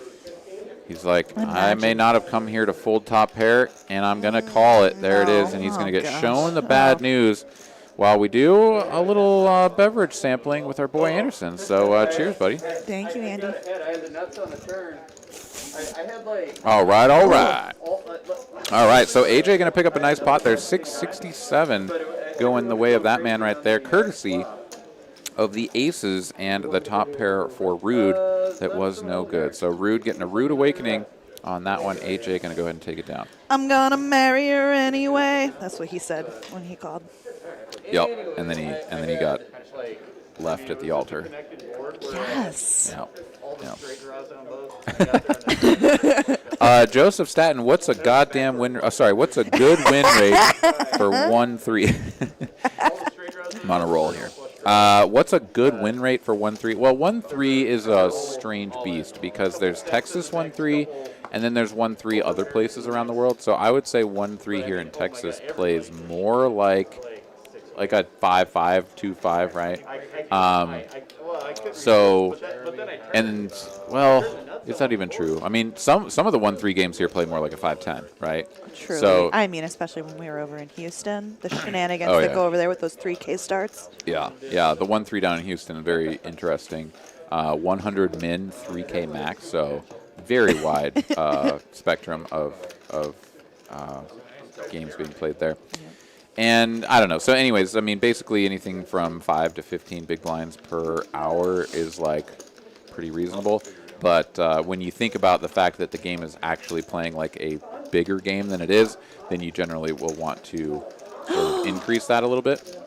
Let's get back to the action. We got some 4-betting and 3-betting and ladies and gents and cowboys, all kinds of nonsense. And there was a 7 deuce in the mix for a moment, but it has now gone by the wayside as Jason realized the folly of his ways. They're not playing the 7 deuce ball. Okay. Yeah, he had love for the game, and then his love dwindled and died. But we had a 3-bet and a 4-bet, which got the 7 deuce out of there. We've gone to an 8-high flop here. Pair of 5s and a couple of hearts out there. So Jeremy feels like his hand is doing okay. Wow, Rogelio just piles it in. And snap call. Oh, dear. Yeah. Come on, find a lady in there or some hearts. Or. Yep, going to need to be a lady here on the end. It is not, and unless they've run it more than one switch, it doesn't appear they have. This is just Cooler City. Jeremy got away from the first one. It was ace-jack against ace-king. Once again, against Rogelio. Both players had No, flopped. it was jack. Oh, you're talking about a different hand. Yes, on the trip aces. Yes, They both had trip aces. So Jeremy got away from that one. This one does not get away from it. Oof. as like Rogelio just piles it, which it looks like this could be ace-king. Jeremy with the pocket queens does unblock ace-king. So, yeah, just got to get it in there and Cooler City. So, a double up going to go the way of Rogelio there. Yeah, so they're pretty much going to trade standings on the leaderboard because I think Jeremy was still our top winner before that hand, unfortunately, for Jeremy. Fun fact about Jeremy, he's quite the Magic the Gathering player. So if y'all are big fans of Magic the Gathering, I would recommend y'all ask Jeremy that. Yeah, one of the top-ranked players in the world, if I'm not mistaken. So that's pretty exciting stuff. Nick from Yuma saying Yeti cooler of the night. That is absolutely true. That was a Yeti cooler. Queens into kings on an 8-5-5 flop. Yeah, you're just going to get all the money in and lose. That's just the way it goes. Carlos saying 1-2 here plays like a 2-5-10, and then also saying that 1-3 plays like a 5-10-20. I think that's a little bit excessive. Like, I wouldn't say that it plays that big, but I mean, you're sort of getting it more in line, right? Like, Texas is a very different animal than other places. Like, down in Florida, for example, I didn't actually get into any of the cash games because like the lines were just like infinitely long. But like at a casino like that, you know, like a 1-2 game is just going to be totally different than 1-2 here. Like infinitely different. People are going to just be sitting there with crumbs in front of them and just knitting it up. Like an open to $10 is probably going to get some squints and some like raised eyebrows from people around the table. Whereas here, a standard open is 15, right? Standard. Like, yeah. 7.5x. Yeah. So, yeah, it's a very different game. But that's why we love it here in Texas, and especially here at TCH Live 2-5 Match the Stack. And you can always catch our 5-10 Uncapped on Mondays with your boy Mikey as well. So make sure to tune in for that. And we got cash games coming out of Dallas as well, Tuesdays and Wednesdays. We got a 10-20, which plays absolutely bananas big. And then they got a mix-up sort of 2-5, some PLO, some different things going on Wednesdays. So be sure to tune into that as well. My man Christopher just flopped 3 ladies. He sure did, and a hammer luck on this hand. Rude is going to need running jacks to find a way to win this. Second best for our boy Rude yet again. Yeah, or find a backdoor straight. He is not going to get any of that. He is drawing dead and only has 246 in front of him. So may just find a way to get all the chips in the middle here with the pair of jacks. But he could also find a way out of this. Christopher is going to continue. That's 45 now. And Rude will oblige. So going to go ahead and call. Pot goes up to 152. Rude with just a shy bit over that. Shy bit? Is that a word? Words? Words are hard. Words are hard. Okay. 7 of spades here on the end. Doesn't change anything for either player.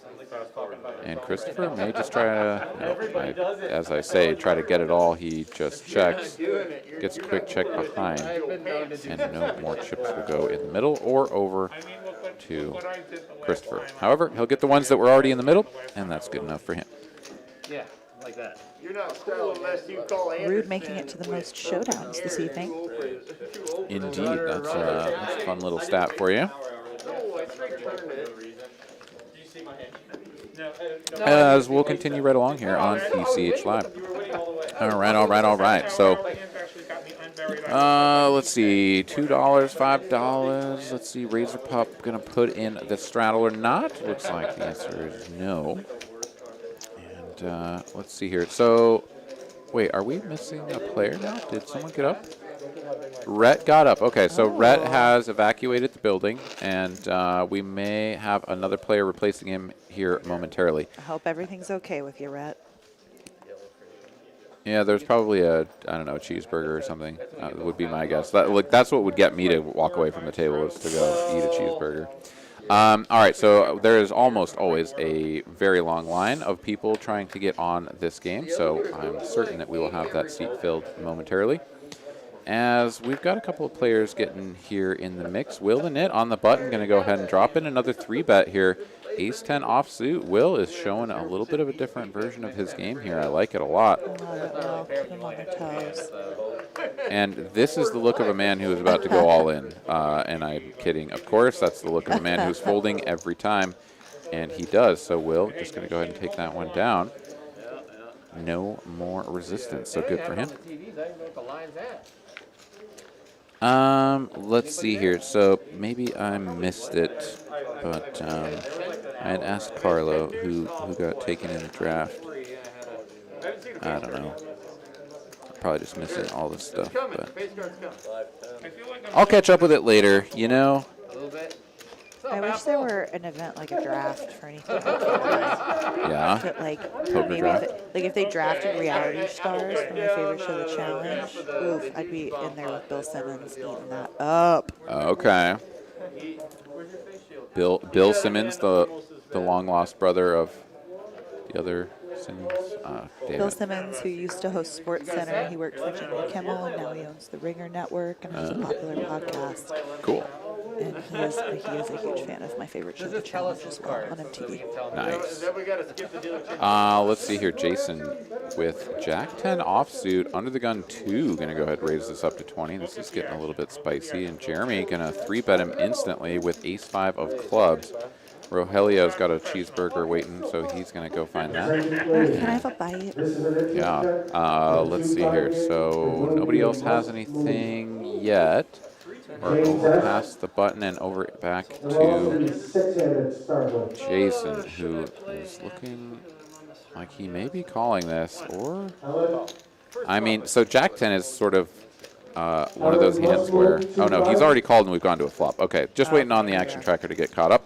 And there we have it. So 7-3 deuce. There's a gutter for Jeremy and a club on board, so definitely going to fire at this. Jason has devious intentions for trying to take this away on a later street. He is going to float with the 2 overcards, backdoor diamonds. It's an 8 of hearts, so Jason is going to pick up a gutter as well. And I imagine he's just going to check this over. He does. And let's see if Jeremy continues with the foot on the gas. I'd like to see him size up to something about 175 here and really just be like, listen, bro, if you got something, all right. I think he's going to make you proud. I think so. He says 150, not 175, but 150 is probably still going to get the job done. However, Jason floated that flop and may have been feeling spicy. The problem for him is that he can't represent any really strong hands here very often because so frequently you're going to go for a check raise if you had flopped a set. With the diamonds out there and your opponent sort of repping an overpair, like you can try to get all of the money in by check raising on the flop with your strong hands. So when he just flats, it's kind of hard to sell a big hand, but he's going to go for it nonetheless. He says, nah, let's just see if you want to go for all of it. Jeremy's stack size is also incorrect on the screen. It shows him having 600, but he's got clearly more than that, as we can see, at least 900, at least 1,000 right there. So Jeremy's going to rip it in after the check raise from Jason to 380, and this should be somewhere about a 1K rip. Now Jason is going to sort of sell the story of like, I have a good hand, but you know what? I'm just going to have to let it go. Jeremy's going to show him the ace 5. I And bluffed you with the best of it. he sure did. Yeah, both players bluffing each other, and Jeremy takes it down with the best of it. So there you have it. Nice little play there from Jeremy, and Oof, it feels like good it. to get a bluff through, even when it was the best hand. Absolutely. The feeling it gives you doesn't know Yeah. the difference. Bruce Folger here saying that Trevor Lawrence did indeed go #1 at Jacksonville. Thank you very much for sharing that. And Mitch saying that Mr. Pitt went #4. Okay, cool. I didn't know Brad Pitt played football. Yeah, no, he said I'm done with acting and That's so strange. ready to get 'cause, into the footballs. What Yeah. position would he play? He'd be a kicker. That soft little Bradley. Yeah, I think that's probably right. There was a pretty hilarious interview from the woman who won the Best Supporting Actress Oscar from Minari. Like a Korean reporter was asking her questions in the thing, and she's like, "Oh, everyone just kept asking me if I was excited to be around Brad Pitt." It was like this little old lady, like rolling her eyes. Nice. Yeah, I mean, just another run-of-the-mill celebrity. You know what I'm saying? All right. Razor Pup here is going to take his little time in the limelight with ace 7 of clubs from the small blind. He says 18 to call. Hell nah, bro. 80 to go. And Rude is like, I got a pair. I'm going all in for just under 200. And Razor Pup is, of course, pot committed, so he will call. And once again, Razor Pup going to look to hit an ace. He didn't earlier when he had the ace-king up against the pocket nines from Christopher. So he is trying to best the nines once again. So far, he is not doing anything, and he is going to make an inferior pair of sevens on the end. So nines are Razor Pup's kryptonite here tonight. He will double up yet another player holding the nines. I'm gonna marry anyway.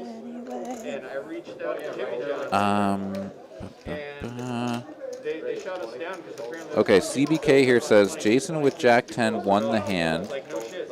Lol. The action player thing was wrong, and you announced it wrong as well. No. The library is open.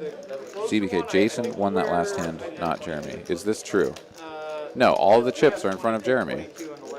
Jeremy went all in. If Jeremy lost the hand, bro, like, he wouldn't have all those chips in front of him. So, CBK, I'm sorry that you think that you're right, but, you know, if you're going to go and lambast us as, like, being over the top wrong, at least be right. Yeah, no gaslighting allowed in this house. Yeah. But, I mean, I'm throwing a little bit of shade there, but obviously CBK, like, we get things wrong. Thank you for trying to point that out. But, no, Jason did not win the hand. Jeremy did. And I think everything was spot on. But thanks for keeping on top of us. Do let us know if you see any screw-ups. And that's just the way the cookie crumbles. Sometimes we do things right. Sometimes we do things wrong. Rogelio is trying to do things right here. He's got a couple of aces. Yum. Number one for Rogelio, and he's Why are you picking your teeth right after you raise with aces? We know, we're looking at you, Rogelio. Yeah, and this is a problem for him. Oh, never mind. Anderson. I was going to say, because it's limped all the way to the blinds, and it's very likely that they're going to go like 5 ways to a flop. But no, Anderson does have a hand to raise with. He's going to squeeze the queen jack of hearts up to 55. Are you going to be a sneaky sneak in flat? No, I think you put in the 4-bet. Yeah, Or, excuse me, 3-bet. Yeah, Rogelio goes for the back raise, takes it up to 185, and Anderson going to look at his cards and be like, God dang it, really? And sure enough, Anderson will fold, which is the right move to just get out of the way right now. That limp back raise, it's just so frequently aces, and yeah. Some people out there are going to pick up on this and start trying to bluff with it, and it's going to be fantastic. But until that happens, it's just almost always aces, and you can Until just that fold. fateful day. At least imagine there's a possibility. CBK here. Jeremy did win. Yes, the action player. So you're saying action player. I think you mean action. Oh, action. The action tracker. Yeah, sure. Yeah, it's, however you want to call it. Showed it wrong though. Okay, no, it's all good, man. It happens. Yeah, like, except for, like, we're not just going to let you, what's it called? Lie on our girl calendar like that. Yeah, I mean, like, no. Well, like, I was going with what I was seeing, and the action tracker did have it as far as I could tell. But, you know, I mean, it was 420 not that long ago, so you know, sometimes people just get their vision a little So it screwed up or appears whatever. that to fill the seat, we now have Josh of Mosquito Joe. Get your backyard ready for summer. Mosquito Joe. Yeah, dude, Mosquito Josh in the hizzy. And this man always comes to play, so I'm excited to see him here on the felt and wish him the best, of course. Jason here picked up number one right after Rogelio had him. However, he is just going to get the 17 bucks or whatever that was in that pot after he raises out of the big blind and gets no takers. All right. So let's see. Let's see who's going to get aces this time. Maybe Mosquito Josh now that he's at the table.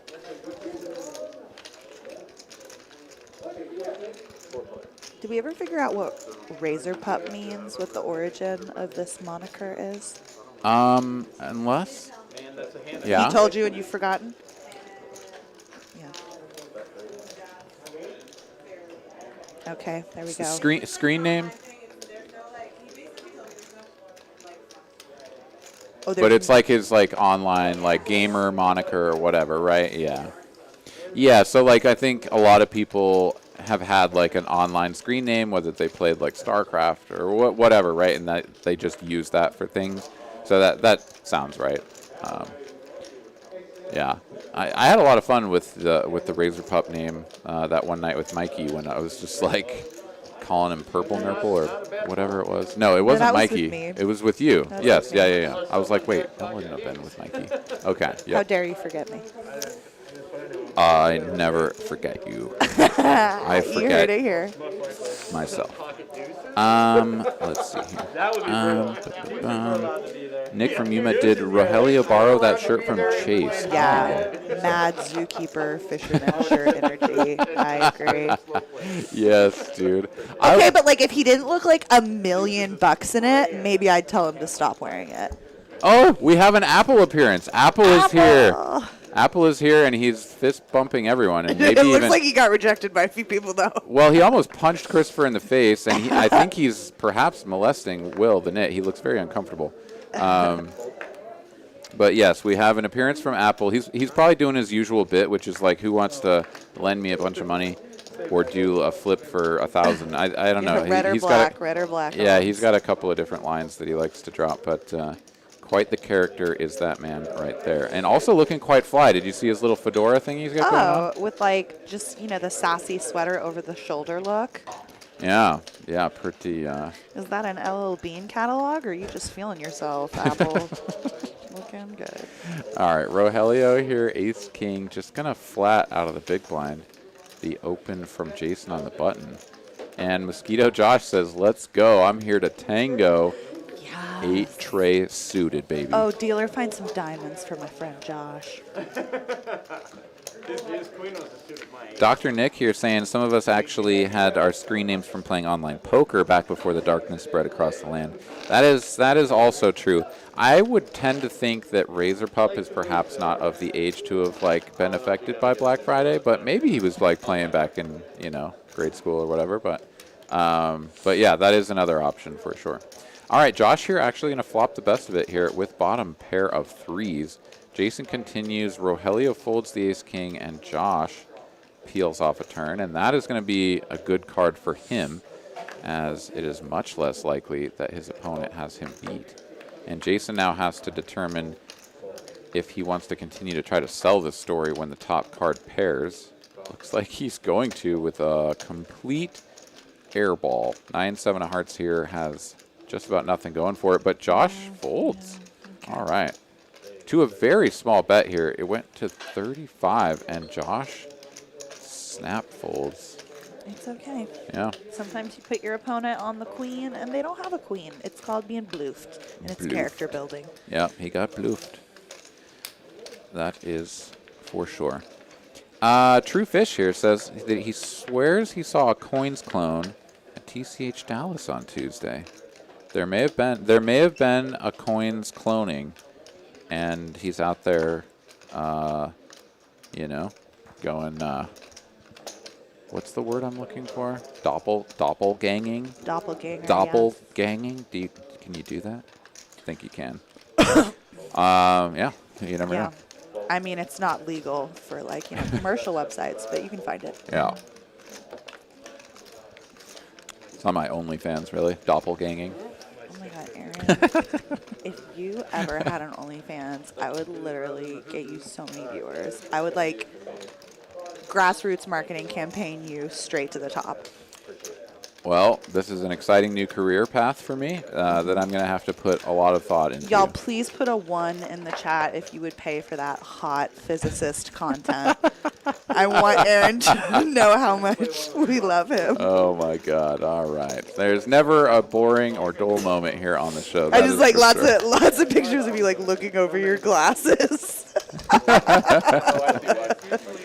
Gordon here trying to correct me with doppelganger, but no, I knew it was doppelganger, but I was trying to think of doppelganging as is that an appropriate way to Which is going to be the verbalize featured content of the OnlyFans. Yes, exactly. So thanks for that, Gordon, but fuck you as well. We got people dropping. Remember when the first word out of my mouth tonight was the F word? Yeah, no, that was good. Fully. Oh, man. All right, we got... I have set. I have set. Yes. Okay, y'all are dropping a lot of 2s in the comments. Like, you Yeah. don't want to see Drop your Aaron's deuces body in the hair. chat. Yes. Shut up, y'all. I know you want to see his. Doppelganging. Doppelganging. We got to see if the carpet matches the doppelganging. Oh, God. Racer Nerd here. Doppelganging. Flash mob where everyone dresses alike. Okay. Yeah, that's kind of cool. True Fish here says, highly recommend if you go to either TCH Austin or Dallas. Great action and worth a weekend. Haven't tried Austin yet on the to-do list, though. Good 2-5 games. No, all of this is true from True Fish. The games are amazing, both here in Austin and up in Dallas. The Dallas games are just absolutely bananas. Relatively new room. A lot of players like just coming in and being like, yes, we finally have poker close by that's not shut down from the place over in the other state next door. And like people are loving it. So definitely if you are in or around the Dallas area or Austin, come on down, hang out at TCH with us, and get yourself in the mix. All right. I see Jen is saying the lady announcer needs to move her mic closer. Oh. I actually prefer lady announcess, but thank you for the feedback. There we go. All right. Well, thank you for that. Yes, we do always appreciate it when you let us know how things are going. And, yeah, let's take a look here as we've got 2 suited ace-kings crashing into each other. Josh going to go ahead and 3-bet up to 75. Rude just flatting. That was a perfect opportunity for him to get his stack in the middle, but he did not take it, and that allowed Rogelio into the pot, who has flopped the best of it with the 9-7 offsuit from the button.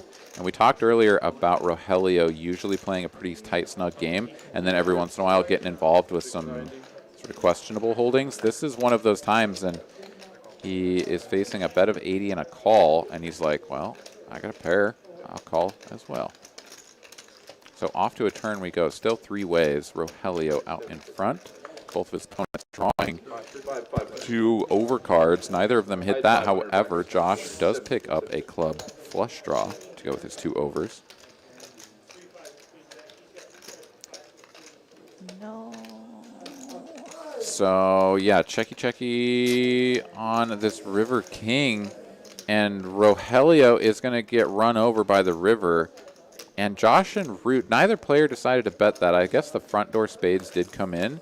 But, yeah, happy to just get to showdown with top pair, top kicker after that run out. And those 2 players will chop it up. So all things fair in love, war, and chopping pots for these 2 players. And Rogelio will lose his money there. True Fish continuing on. He says, bring a grand to $5,000. Stay the weekend. It's great. Unless you do the live stream, then you need 10K or more. Yeah, no, the live stream, that Tuesday live stream in Dallas is absolutely batshit insane. And yeah, if you want to play that one, you got to be ready to tangle. Or sell your organs afterwards. Probably before. To get in the game. Yeah, no, because they're going to do a $500 flip every dealer change. And that's like a kidney right there. So, yeah, you're going to want to make sure that you've already done your surgery before you get on the felt. But, yeah, always a good time. Definitely do come on down and hang out with us, TCH, all around the state of Texas.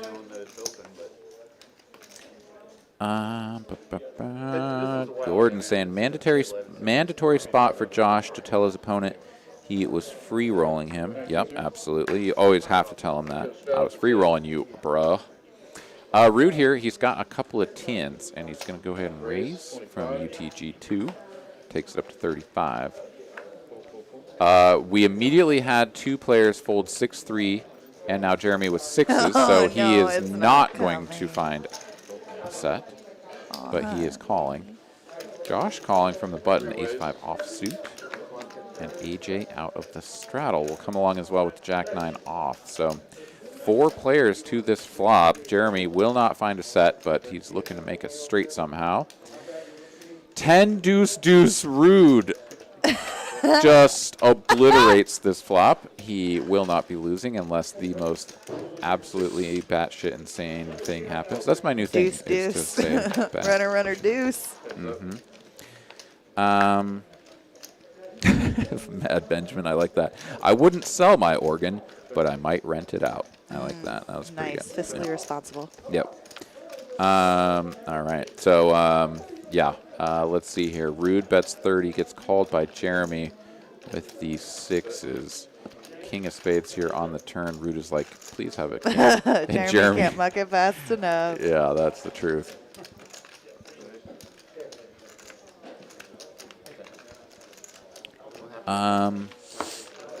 Okay. Truefish saying that he gets that crossbody satchel. Is that what we call it? Crossbody satchel? I don't know. That I thing call that it a baby Bjorn for your bankroll. Baby Bjorn for your bankroll. I like that. Your Louis Vuitton titty hugger. Yep. Yeah, the fanny pack that you strap across the chest. Yeah, and then that makes them think that you're a pro. Okay, nice. Yep. Speed up and live stream. A Louis crossbody bag. Louis Crossbody Vuitton. crossbody satchel, crossbody bag. I guess it's all about the crossbody. All right. Yeah. So you learn something new every day. It can fit your bankroll, but not your feelings. Never. It'll never be big enough for my feelings. Okay. Rude here, going to go ahead and limp it. 7-5 offsuit under the gun 1. That's a power limp right there if I've ever seen one. Jeremy going to power limp behind. Rogelio is in on the game. Josh is like, why are you guys limping? I have ace-6 offsuit. It's time to raise it up to 30. And Christopher now, small blind with a real hand, ace-queen off, taking it up with a 3-bet to 130. That should get the riffraff out, and it will. So Christopher now gets all that dead money shipped over in front of him. I love that spot. Give me off Broadway in the blinds. Yeah, Give when it you have to like me. limp, and then an open from the Yeah. button, you're like, yeah, sweet, give me the money. Oh, great. So I get to win. Thank you. Yep. Yeah, it's also like kind of a fun spot too, where like half the time you have ace queen and you're just like pumped when everyone folds, and then the other time you have like pocket kings and you're like, all right, how do I get one person to call and not all of them? Right? And it's like, yeah, like that's like hard in Texas is getting a premium pocket pair under the gun. yeah. And just knowing like, oh great, I have to take this 7 ways because no one's going to raise me. Yeah, which is why people do the old limp back raise thing quite frequently. That's the other reason, right? You open to 20 yeah. and like everyone calls, or you limp and let someone else open to 20 and then you do the back raise. So it does make The old sense. snake in the grass. Yeah. But so while it makes sense, because people don't tend to balance it well with like, oh, let me go ahead and do this with my suited wheel ace or something too, then it starts to become a little predictable. But there you go. Oof, get in there with a nice queen 8 suited or a king 9 off. So I'm just real ratty to balance yourself out. Yeah, with no blockers. That's ideal. Yummy, yummy. Or you could be like our man J Stack and fucking put 3-6 suited in that range. Oh yeah, any 6-3 suited or otherwise, really. Speaking of sixes, Rude has a 6. He has a pair of them now, but Rogelio has flopped a flush, and none of his opponents have a redraw to a butter flush. So he will be winning this if we get to showdown, unless some sort of freakish thing happens and Christopher or Rude runs out a boat. He is going to bet, and Christopher on the button just lets go of the top pair. So yeah, no more money going in the middle. Rogelio just going to take that down. You're never going to make any money if you keep smashing these flops so hard. Yeah, you got to smash them just a little bit gentler. Gentler. All right.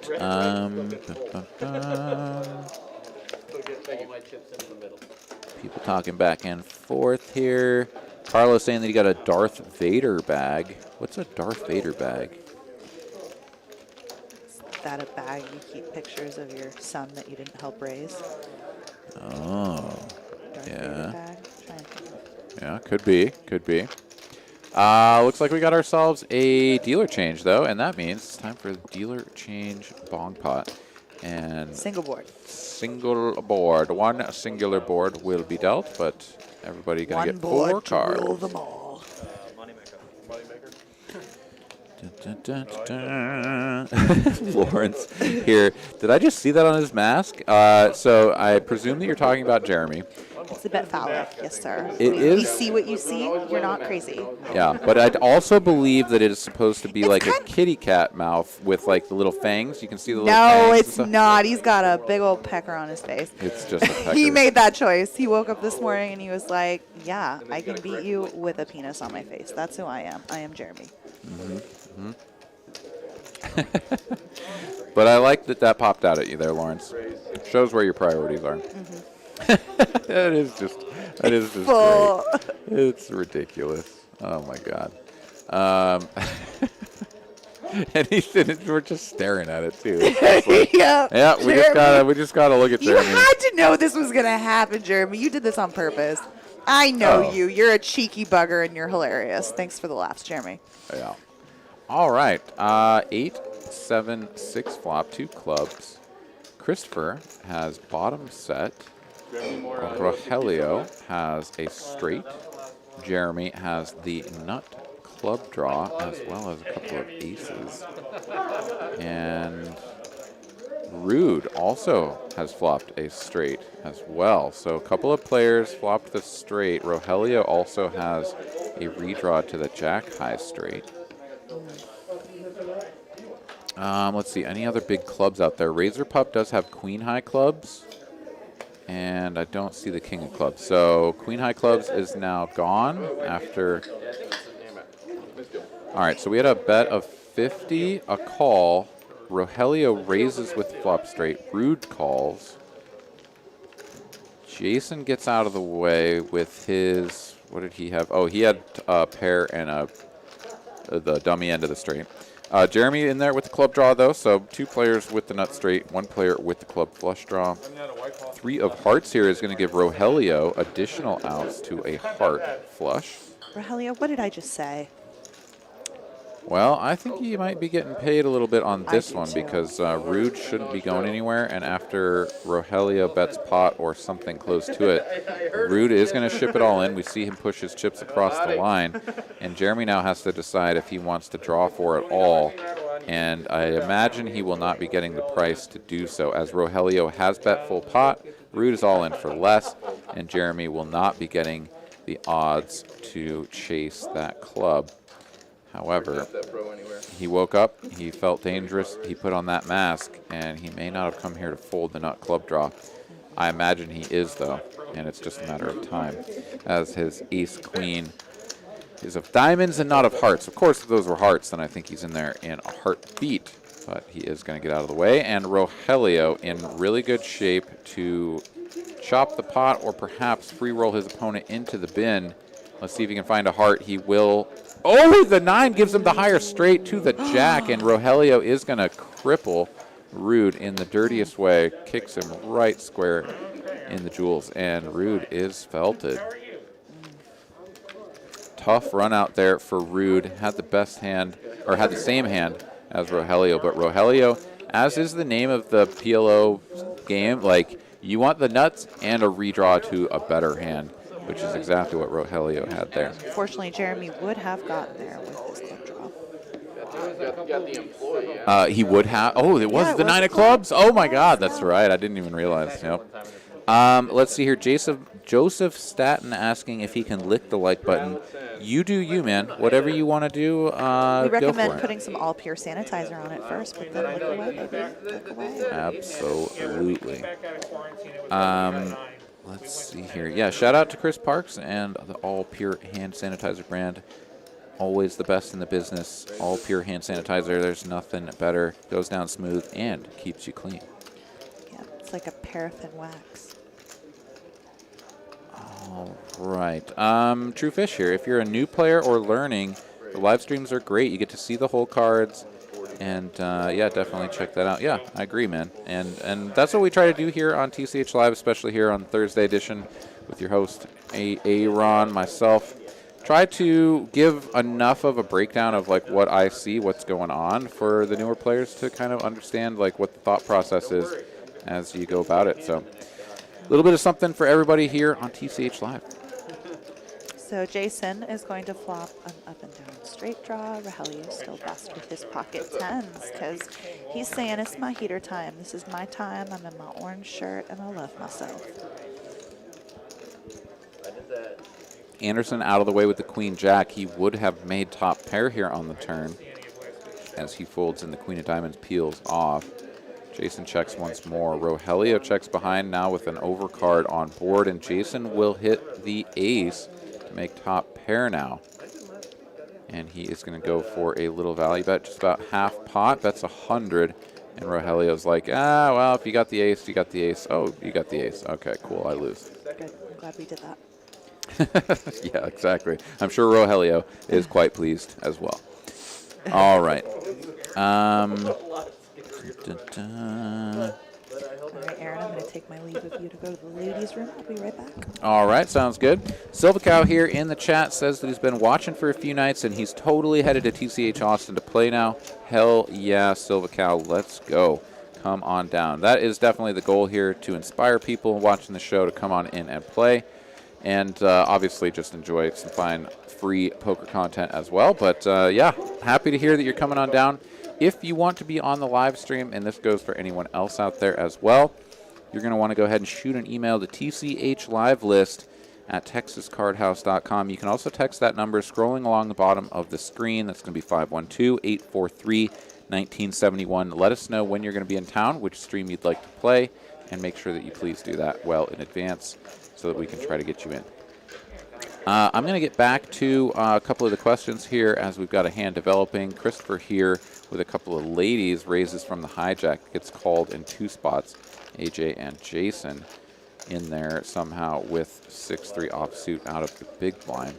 Christopher still best after 10-10-9 on the flop. AJ does have backdoor straight and flush draws, so bet a 15 isn't going to get him out of here just yet.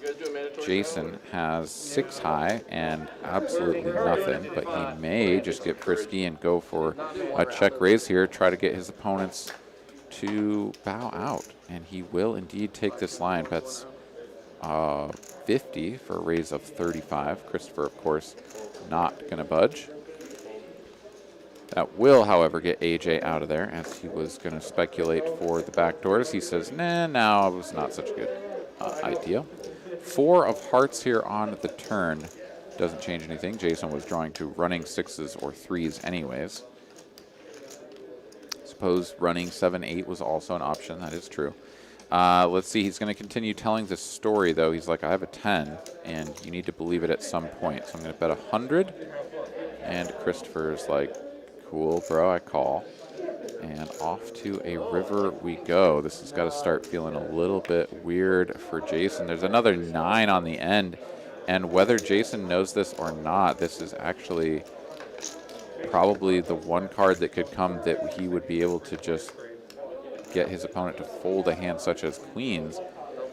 Let's see if he goes for it. Oh, he's reaching for chips. He just might get this one through. Although Christopher may also see this as a bluff, like 7-8, Jack-8, maybe even a Queen-Jack type holding. Could also take this line, however, with the 2 queens in hand. It's going to be pretty hard for that to be the case, but there are some bluffs that would also take this line. However, this is a bet of 375. This is like, I have a 10 or pretty much nothing, because I'm not even sure a 9 goes for full pot on the end. So this is a 10 or nothing, and yeah, maybe now Christopher will try to decide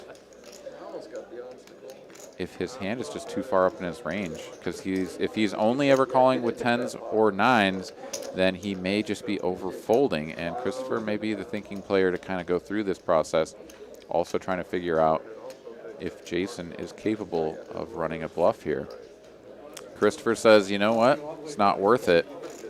And I guess that is just going to do it. So Christopher going to lay down the best hand. Jason goes for it with the J-Stack special and runs the massive bluff with 6-3 and gets it through. Yes, King. We stand a brave man. Oh, sure. I'm good, brother. You're so sweet. Thank you, Bert. Bert rescued me. I locked myself out. Oh, okay. Coming back All to the right. bathroom. I didn't want to interrupt y'all. Thanks, man. All right. Getting taken care of by the wonderful Bert here, TCH floor staff. Alrighty, so let's see here. We got ourselves $2 and $5, and no straddles coming out this time. So yeah, that was a pretty spectacular play there, I must say. So Way to go, hats baby. off, hats off to Jason. Looks like we also have a new It's player. because he put the sweater back on, really, truly. Oh, that's what it was. Yes. Yeah, the harassment wasn't happening anymore, so he's like, I better put the sweater back on Yeah, and bring that good I need more juju. Caitlin attention. That's right. All right. So we do have a new player in the 1 seat. This is going to be Moneymaker showing his face on the stream once again. He's been playing a couple of the streams here recently, both 2-5 and 5-10. So Moneymaker hitting the streets, and he's got ace-4 of clubs on his first hand in the cutoff. He's going to put in a 3-bet after an open from Razor Pup with 2 red 3s. Jeremy in the big blind is going to go for the cold 4. He says 9-8 suited. Pump it up. Yeah, get out of here, buddy, especially when someone just sits down at the table. If they're going to go ahead and put in a 3-bet, well, time to just cold 4 them and see what they do to that. Way to get it through, Jeremy.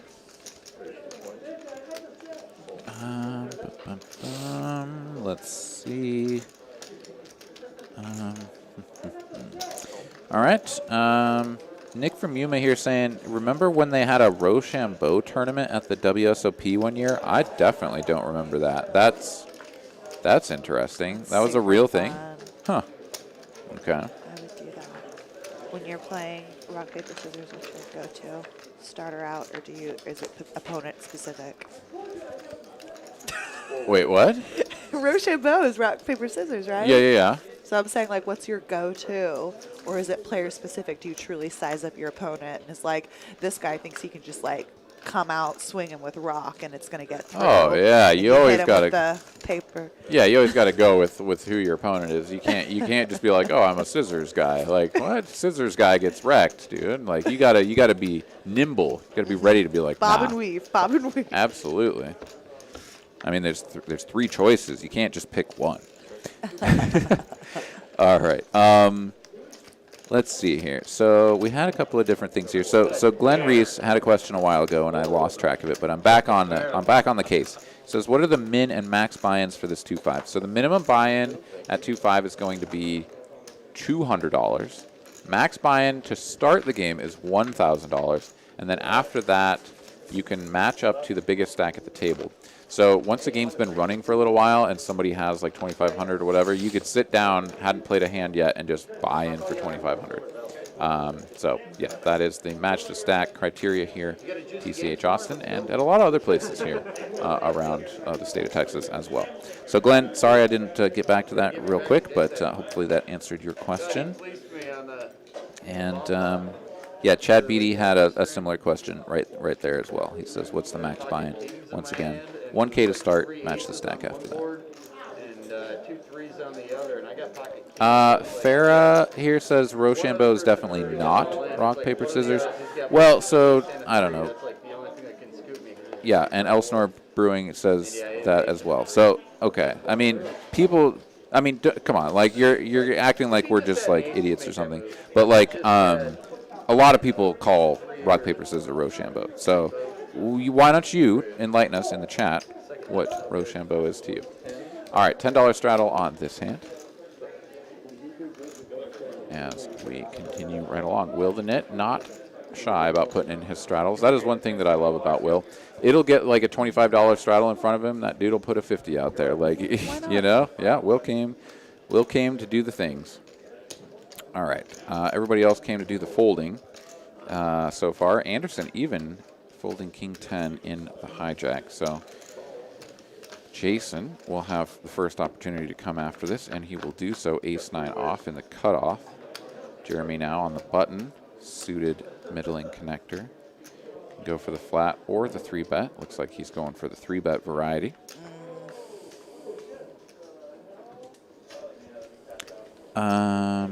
Let's see. Yeah, Uprise here thinks that it is, called Rochambeau, just rock, paper, scissors. I mean, yeah, like, so, I don't know. There's, like, another version of, like, Rochambeau, which is, like, you take turns kicking each other in the nuts until someone, like, falls down. Like, Okay, what is your version of Rochambeau it? is what it's called when I date your dad for being a jerk to us in the chat. Nice. Yeah, Nick from Yuma Rochambeau. says Rochambeau is rock paper scissors. Yeah, I mean, like that's what most of us I think it is. And if you have if you actually think it's the game where you kick each other in the nuts and that's your real version of it, I don't think that's what they were doing at the WSOP. All right, let's see here. 10-8-8 with a couple of diamonds No, out I there. just can't stop thinking about like Antonio Spandiari just like drop kicking like Doyle Brunson. Oh God, yeah, that would be pretty fantastic. Yeah, It's like Vanessa Selps is in there like I'm unstoppable. yeah. So Elsinore here, it's the ball kicking contest. Okay, so like I don't know. I think the people that think that that's actually what it is I've never seen anyone play that version of Rochambeau. Never have, and I can't. But you can see it featured on his upcoming OnlyFans. Oh God, yeah, doppelganging with. Doppelganging Rochambeau content. Oh God. All right, well, let's get back to the action as we had a check from Jason after the 3-bet and call. Jeremy bet 80, got called. Jason checked once again, and Jeremy going to continue to tell his story. He's got the gutter and a whole lot of not much else, so he is going to try to get his opponent to fold a better hand. Jason does have a better hand, and let's see if he's going to fold or if he's going to stick around. He is going to fold, lets it go, and Jeremy, is he going to show him? No, he says, Yes, King. I win 7 high. Bitches!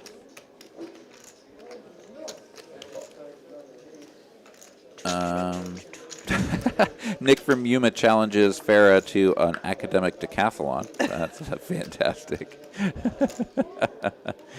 And Kevin here with a cheeky answer. Wasn't Rochambeau that Sylvester Stallone movie?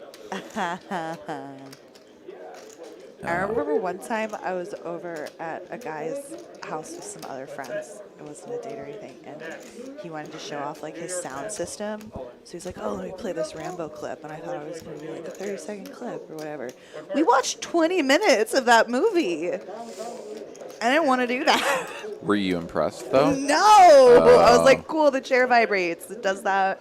He's like, well, I'm going to give you 20 minutes of chair vibrating to see you. Don't I didn't get something. there. No? Well, No. Then it wasn't a good sound system. Yeah. Didn't make the cut. All right.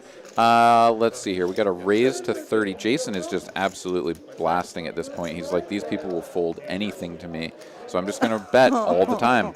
And now he's raising to 30 with 5-4 offsuit out of the hijack. And Razor Pup, perhaps onto Jason's shenanigans, is going to 3-bet him with ace-deuce suited from early position. He limped. Yes, let's go Razor Pup. Look at this. He does the limp back raise with ace-deuce. Is he watching the show? Did he hear me say this? That you have to balance with? Yep. Okay, nice. Well, he's going to get called by Jason in position with 5-4 off. So Razor Pup is like, this isn't great for me. And sure enough, this is a flop where Jason, if Razor Pup doesn't continue to tell the story, is probably just going to get to bet and take it. Yeah, Razor Pup snap checks, and Jason's going to be like, I bet 50. And Razor Pup's like, what the hell do I do with ace-2 of hearts now? He's going to call. Okay, all right. I like this. This is fantastic poker right here. This is what we came to see. Yeah. All right. 4 of diamonds on the Yes, turn. King, get there. Jason now has showdown value. Razor Pup checks. I don't know if Jason's going to feel like he does. Right? Nope. He's reaching for chips. Pardon me. All right. Bet of 275? Is that 275? 160. All right. My visuals are all wrong. Razor Pup here facing about a 160 now is going to get out of the way. And Jason, who actually had the best hand this time, Make it work. just going to go ahead and take it down. Michael Waters is asking for our help explaining to his girlfriend why poker is more of a game of skill and less of gambling. I would just ask her, why do you think the same people are at the final table every year? Yeah, that's a good movie quote. However, she probably won't know that movie. And to give a more reasoned and rational response to that, like in a game of gambling, there's like a set rule. There's like a rule set where it's just like blackjack, right? Like you get dealt these cards and blah blah blah. There's like a certain rule that the house will always apply, and then there's just like the odds of winning or losing if you play an infinite number of hands given that rule set. And like in a mostly gambling game, like you're just always going to lose against the house. There's just nothing doing because your skill doesn't factor in. Like it doesn't matter if you played this hand a different way or bet more or whatever. The house just is always going to win. Now in a game like Texas Hold'em, because you're playing against another player and there is no set rule, it is no limit. You can bet anything from one blind all the way up to your entire stack. The onus is on each individual player to develop a strategy that they can use to defeat their opponents. And the players that do that better than the others are going to be the winning players in the long run. So, yeah, for sure. But I wouldn't, try too hard screaming into a wall because at the end of the day, it is literally gambling. You can't explain your way out of that. wait, sorry, say that again? At the end of the day, poker is gambling. It's gambling. Like whether or not we are a skilled player that is applying solid theory fundamentals or whether we're a recreational player, at the end of the day, you are gambling. Like the act of playing poker is gambling. You do not know the result of the outcome. Yes. So. Oh, for sure. I could get hit by a bus tomorrow. But I'd rather meet my true love. Yeah. Well, maybe it's the bus driver. Oh, God, I hope so. Yeah. I think he'll cradle me in his arms after he runs me down. Yeah, I think he probably will. Oh. You can have like one of those sappy movie endings together. It'll be like love at first sight and death, or I don't know. Got to do what you got to do. All right, we got 9 tray. The 9 triz is the nizzles, but nobody has it. In fact, nobody has much of anything. Anderson has deuces to go with the 3s on board. We are going to get a 4 on the turn, and AJ now is making the 5-4 into gold as he has made the best hand, 4s and 3s. Rogelio, the only player who controls a spade. He's got the 10 of spades, though, so not feeling too frisky. He is going to get out of the way after Anderson bets 50 now on this turn. AJ looks him up. We go to a river. It's a queen of hearts. We're going to check down, and AJ will show him the 4. And Anderson's like, dude, bro, I had a pair of 2s. Damn it. And Anderson will lose the pot, but he's still sitting on 2.2K as we take a look there at the leaderboard. Thank you. And Matt Benjamin here dropping some dictionary situationals, whatever the words are hard here. Definition? Definitions. For definition, and you said situation. Yes. You know what? I create new words that are even more powerful than the existing words. Okay. I'm like a grammar nerd, so I like to correct people. Yes. Yes. I love how that came back to bite me right in the asshole. Now, also, right in your cake. Yeah, right in the cake hole. All right. Okay. Y'all sound off in the chat about your thoughts of cake. Yeah, Jeremy just folded king-queen offsuit. I presume it's because he's not at his seat, but I can't be certain. Mosquito Josh is making the universal motion of, well, I have like a good hand and stuff, but like, why are you raising? And now I don't like my hand very much. Because Christopher is putting a 3-bet with a couple of Judies. Jason opening with Dolly Parton.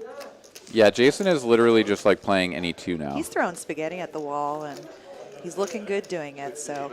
And it Press has, on, King. in large part, just been working too, right? Like he's either made the best hand, his opponent didn't have anything. I think he's also just recognized at this stage, after seeing the play, that he's like, I can play any 2. Like, and then I just forget about what my hand is and just try to figure out if my opponent actually has something. And here you go, combo draw on the flop. Yeah, wow. All right, Jason here, flopping pretty much the world for 9-5 suited. Christopher does still have the best hand, but the equity split is pretty unreasonable. Judy's with just 52% as an overpair to the board. Check over to Christopher, and he will be getting check raised here, I am quite certain. Bet of 110, and Jason, I don't think called 9-5 of hearts to see this flop and then just like check call out of position. I could be wrong. The check call, he does have a ton of equity, so like you can definitely consider check calling the flop and then going for the aggressive action on the turn, or just waiting to see if you catch up. He is going to take that approach, and Josh with 2 overs is coming in as well. So he's going to look to see if he can hit his ace, as his 10 will not be good enough. Oh my goodness, there you go. Yummy, yummy in my tummy. Jason just drills it. He's got the 10 high flush, 9 high flush, whatever. Josh here with the redraw to the ace high flush. Christopher sitting on And top just... pair. I can't imagine he'll go anywhere. Yeah, no, Josh definitely not going anywhere. In fact, Jason checks, and Josh now the one to bet, and he fires out 325, just about half pot. And Christopher, I don't know, he may have thrown up behind the mask there, but he is probably going to tank this out for a little bit, try to figure out what on earth has gone wrong, and then find the fold button. But you never know. He's sizing up sacks like he ain't got plans to evacuate. The problem for him in this scenario is that Josh was the sort of the last player to call. And then when he leads out, right, like that dynamic is sort of very unusual, and it usually represents a lot of strength, like a made flush here, or straight potentially. So yeah, I think folding the jacks there is very reasonable. It's the right play in this instance as well, just like because we can see what the cards are. But I think many times you're just going to need to make that fold. Back over to Jason now, who has a vulnerable hand.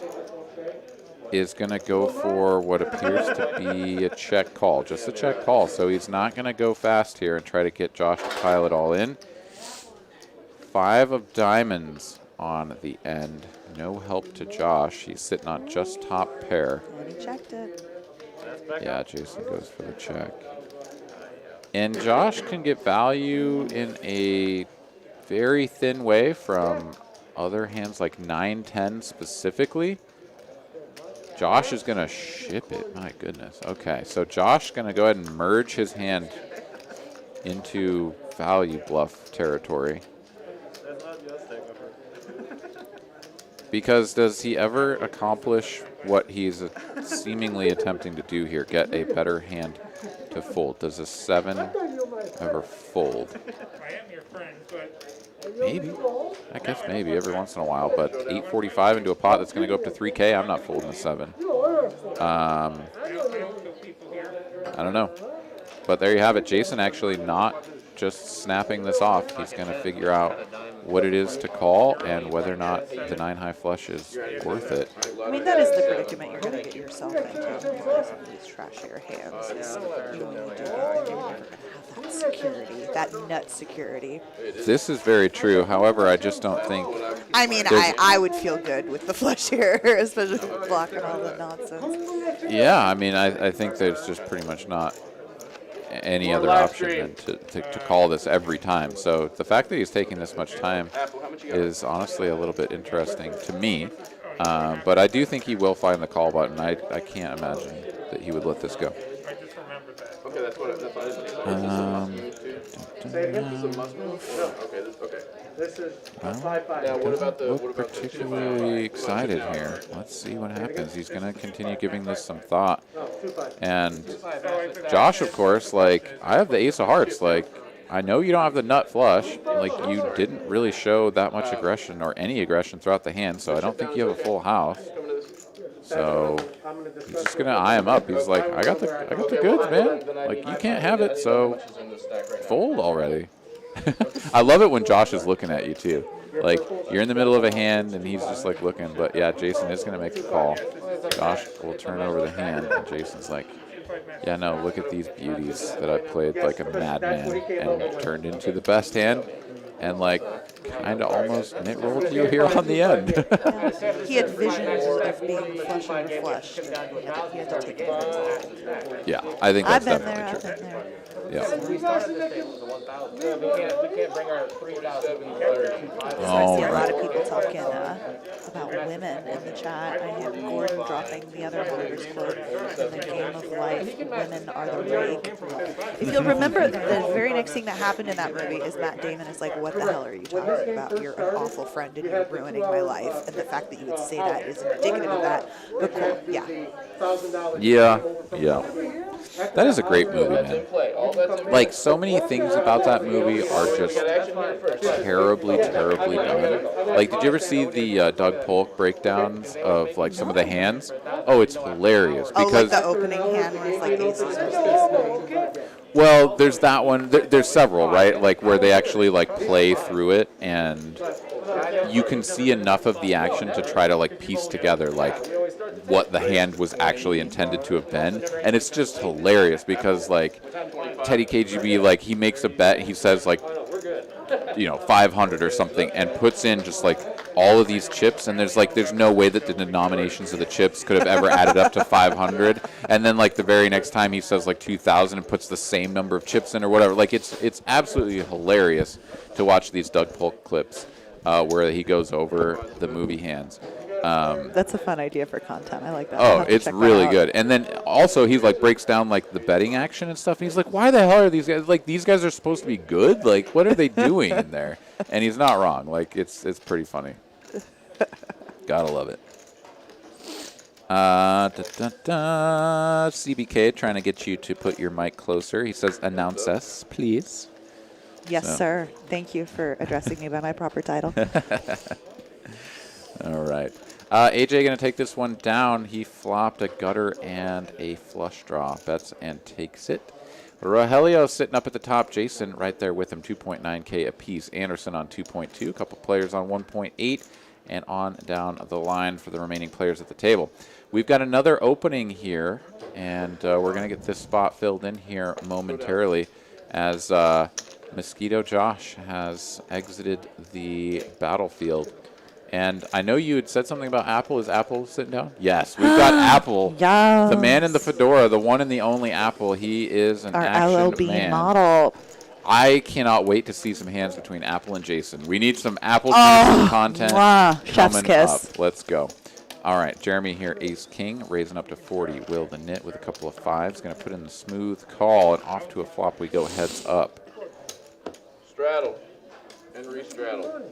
Queen, 7, 3, couple of clubs. Jeremy here with 2 overs, backdoor clubs, and Broadway. Will with effective third pair. Yeah, that goes in the muck. I didn't hit my set. Yeah. Yeah, that's a little. I think that was one of the first pieces of advice that my dad gave. And my dad, doesn't study the game extensively, but he was the first one to tell me how to play. I think one of the worst pieces of advice he gave me early on is that, like, when you're in there set mining and you don't hit, get the hell out of there. And I don't know if that was the best advice. Well, it's interesting because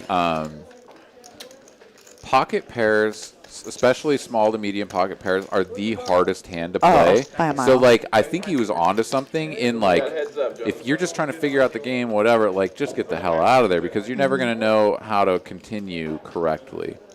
Now, if he was not approaching it from this, like, thoughtful manner and it was just like, just run for the hills, like, then that's a little bit just too nitty. But, no, those hands are so hard to play. And it's so much easier to play a bottom pair type hand when you have like 6-7 on like 6 jack ace. Like, it's so much better to play that than it is to play pocket sevens on that same board, right? Because like you don't have 5 outs to an improved hand. You have 2 outs to an improved hand. And yeah, just so often you're just going to be call? Question mark? Oh, I lose again? Sweet. Or just get put in a spot where you can never continue. All right, Rogelio here can do no wrong. He's flopped a flush for the second time tonight. Queen 8 of diamonds this time. Jeremy here has effective second pair with a diamond. Jason has a set of 5s.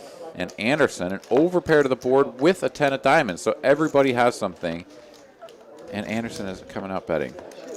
Jason just putting in the smooth call here. And Rogelio.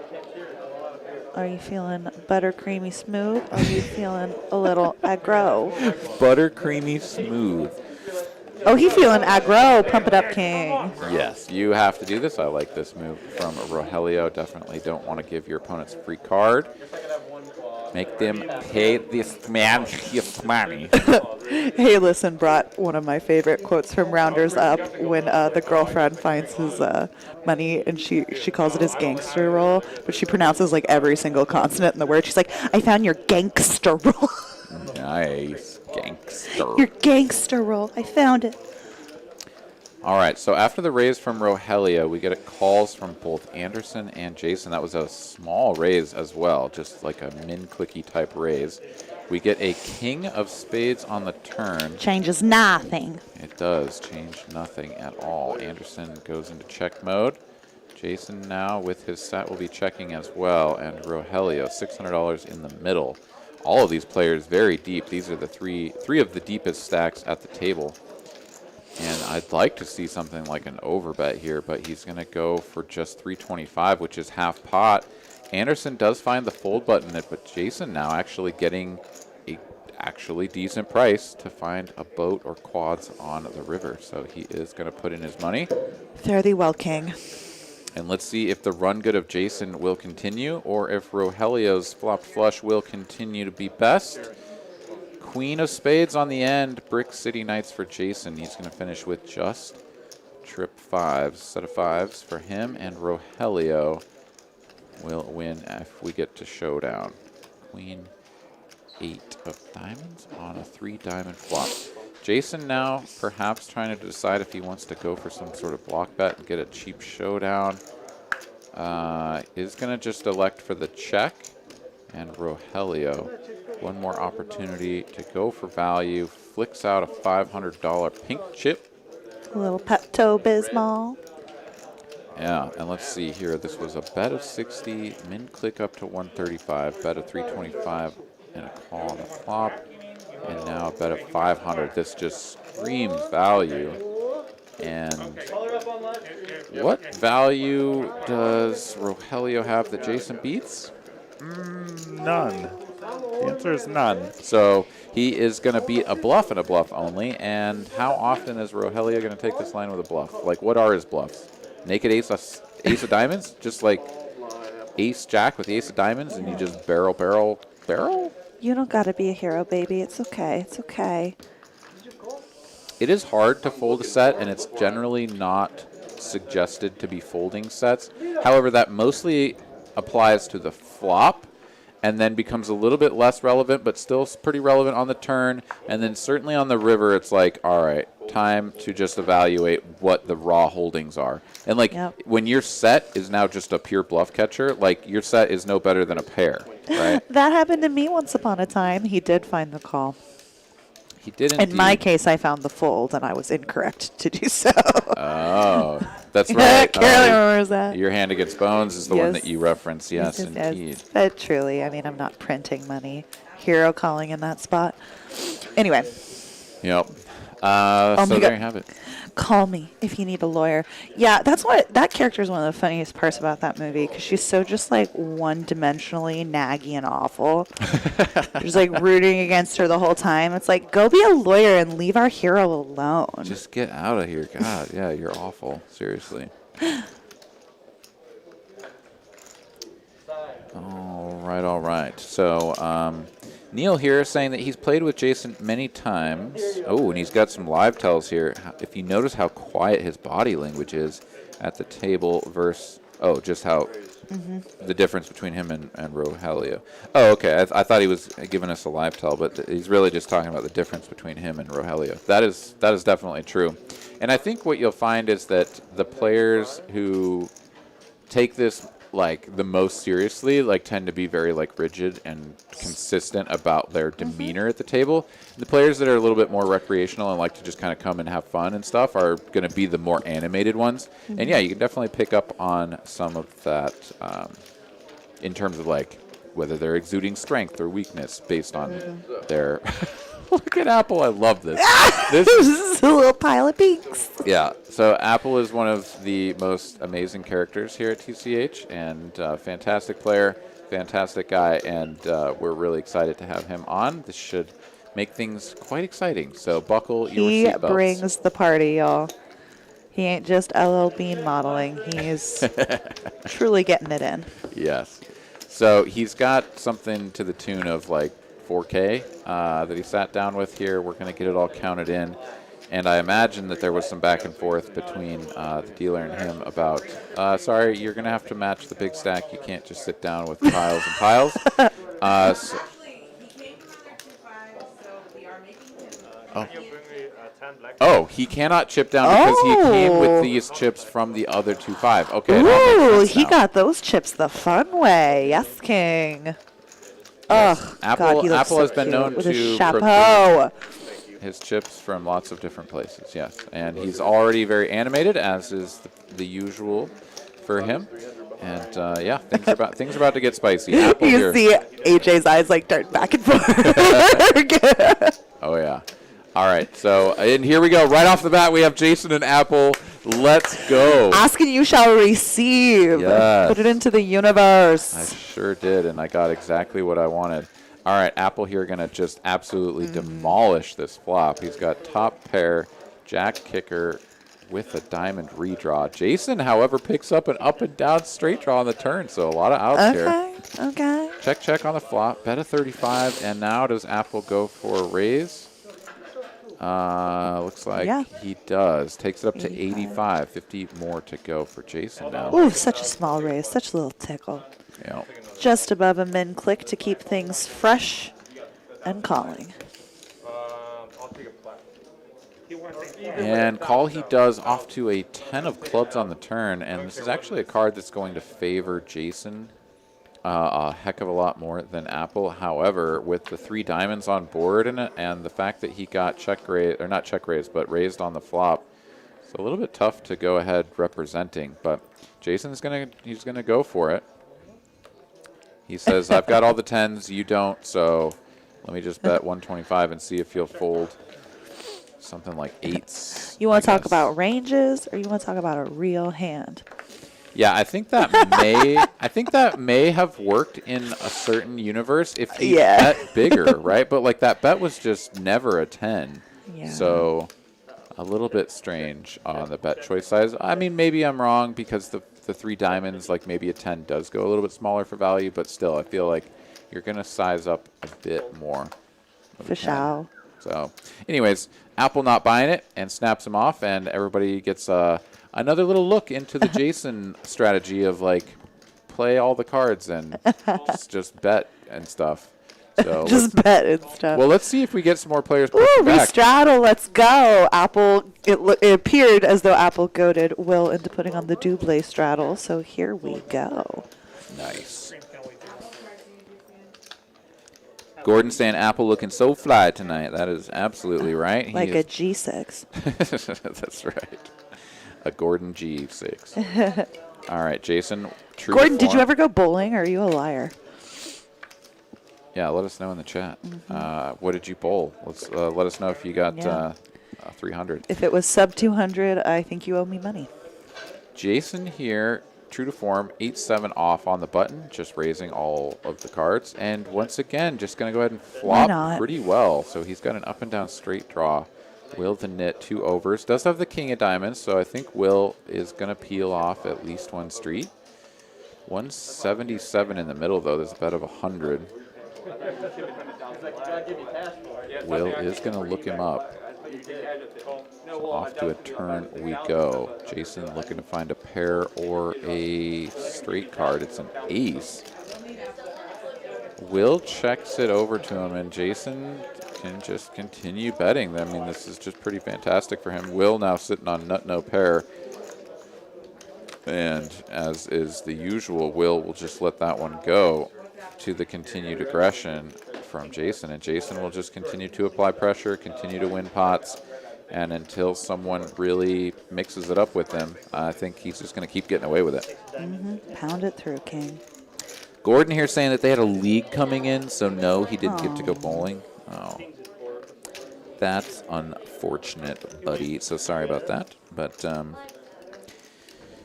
we'll just imagine that you bowled like a 267, you know? Like, why not? I think that's pretty good. So I got another 1,000 behind. All right. Frank here. What a fish Jason is. So, okay. Like, I think anyone that would call Jason a fish at this stage, like seeing what he's been able to accomplish, is missing something. Like, yes, the hands that he's playing are sort of like crazy. Like, he's just playing all of the cards, and that will tend to like look like what a fish would do. But Jason is very much a strong thinking player, and I think if you go and watch any of the hands that he's played here, he has been able to take those raggy hands and turn them into winners because he understands the game, understands position, and just pounces on weakness. So, no, Jason, definitely not a fish. No, he ain't no fish. All right, Jason is just going to flat this 3-bet from Anderson with the ace-queen, and I think he also recognizes that because of his activity level, like there are certain times where you're going to not want to just like go for these cold fours because people are going to be like, no, you don't have shit, and he does not want to face a 5-bet jam with ace-queen off. So Jason, very sharp guy. He's just going to call. Flops the best of it. Moneymaker is going to pick up a pair on the turn. However, Anderson drawing dead, and Jason with a hammerlock on the hand checks through to him. Last to act, he can now safely go for value. And I suspect both of his opponents will run for the hills, unless Moneymaker feels frisky, which he does not. Anderson, looking fly himself in the copyright infringement hoodie, is going to go for the check raise here. This is Epic. yeah. So Anderson is going to have some of the best hands, but like at this stage, because he checks the flop with the spades out there, I think he's limited to just pocket aces. And Jason has that blocked real hard. So Anderson barking up a pretty difficult tree to get the cat to stay up. That was a metaphor that I lost instantly, but Anderson is going to give up. He goes for the check on the end. And Jason's like, yeah, if you're bluffing, you're never going to call anything. So let me just show you the ace and win. Well played by Jason right there. Let's take a look at the chip counts. Apple up top at 5K, Rogelio 4.1. And then some players in the middling 2Ks, so pretty cool stuff. Nick from Yuma is asking what process, app, or software you use to track your poker stats. Let's see. So I have my own personal spreadsheet. I don't use an app. I know there's lots of apps out there. There's like what do you use? I don't know. I'd have to look Poker it up. Tracker or something? Yeah. I forget all the names of the apps. They're definitely out there, and I think they're pretty cool. They definitely satisfy like what I do. However, I just like to keep my own spreadsheet because I can do a little bit more customization. Yeah, I'm not as organized with data recording sets. my hand histories, to be perfectly honest. That is an area of improvement I have. But, I mean, I use Poker Cruncher Okay. a lot, and then I use, for my bankroll, I use Poker Bankroll Tracker is the name of my app. Gotcha. Very cool. Frank here is saying that he's only been watching for 30 minutes and he's been in every hand. So yeah, so Frank, I understand that if you just came in, you'd be seeing that play and you'd be like, what the heck? But yeah, hopefully the explanation that I gave will catch you up. That Jason has really been. And I showing mean, sometimes you 3-bet with 10-9 suited and get rewarded with a flopped flush. Ain't no fish in this tabla corner. spot. His specific Situational. Situational. Yeah. Definition. You were going for definition. Oh my gosh. Well, I was thinking like situation up in this situation, and then it came out all weird. Apple. Yeah, this is Apple and Jason clashing, and Apple doing what Apple do, which is take a hand that has absolutely no value whatsoever, literally 0% equity, put in the raise, and just put his opponents to the test. So this is what makes Apple like a joy and sort of a challenge to play against, because he will do this to you all the time. Jason just going to flat here. No reason to raise. If your opponent's got a better hand, you'd just be piling it in when you're bad. And if he's bluffing, no reason to let him stop now. Apple snaps out a bet, I think, before the card even hit the turn, or the turn even hit the table, whatever I'm trying to say. So still going to try to sell this bill of goods to Jason. 175. So actually even a down bet from the raise on the flop. Jason not going anywhere, of course.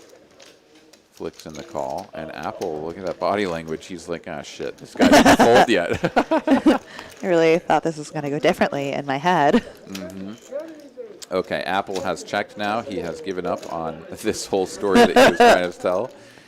And he is now waiting on Jason to make an action. Jason, of course, going to go for value. Apple will peek at his cards and be like, nah, Yeah.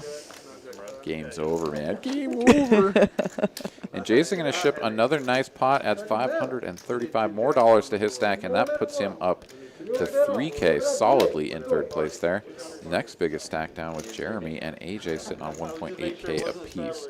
So these stacks are growing, and the chips are flying.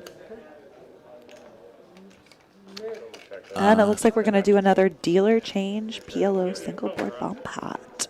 $10 gets you to the flop. Excellent.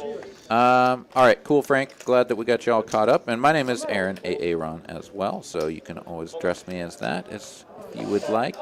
And thank you for joining us, and thank you to everyone else for joining us as well. 540 of you fine folks coming along for the ride here this fine evening on Thursday. TCH Live 2-5 match the stack.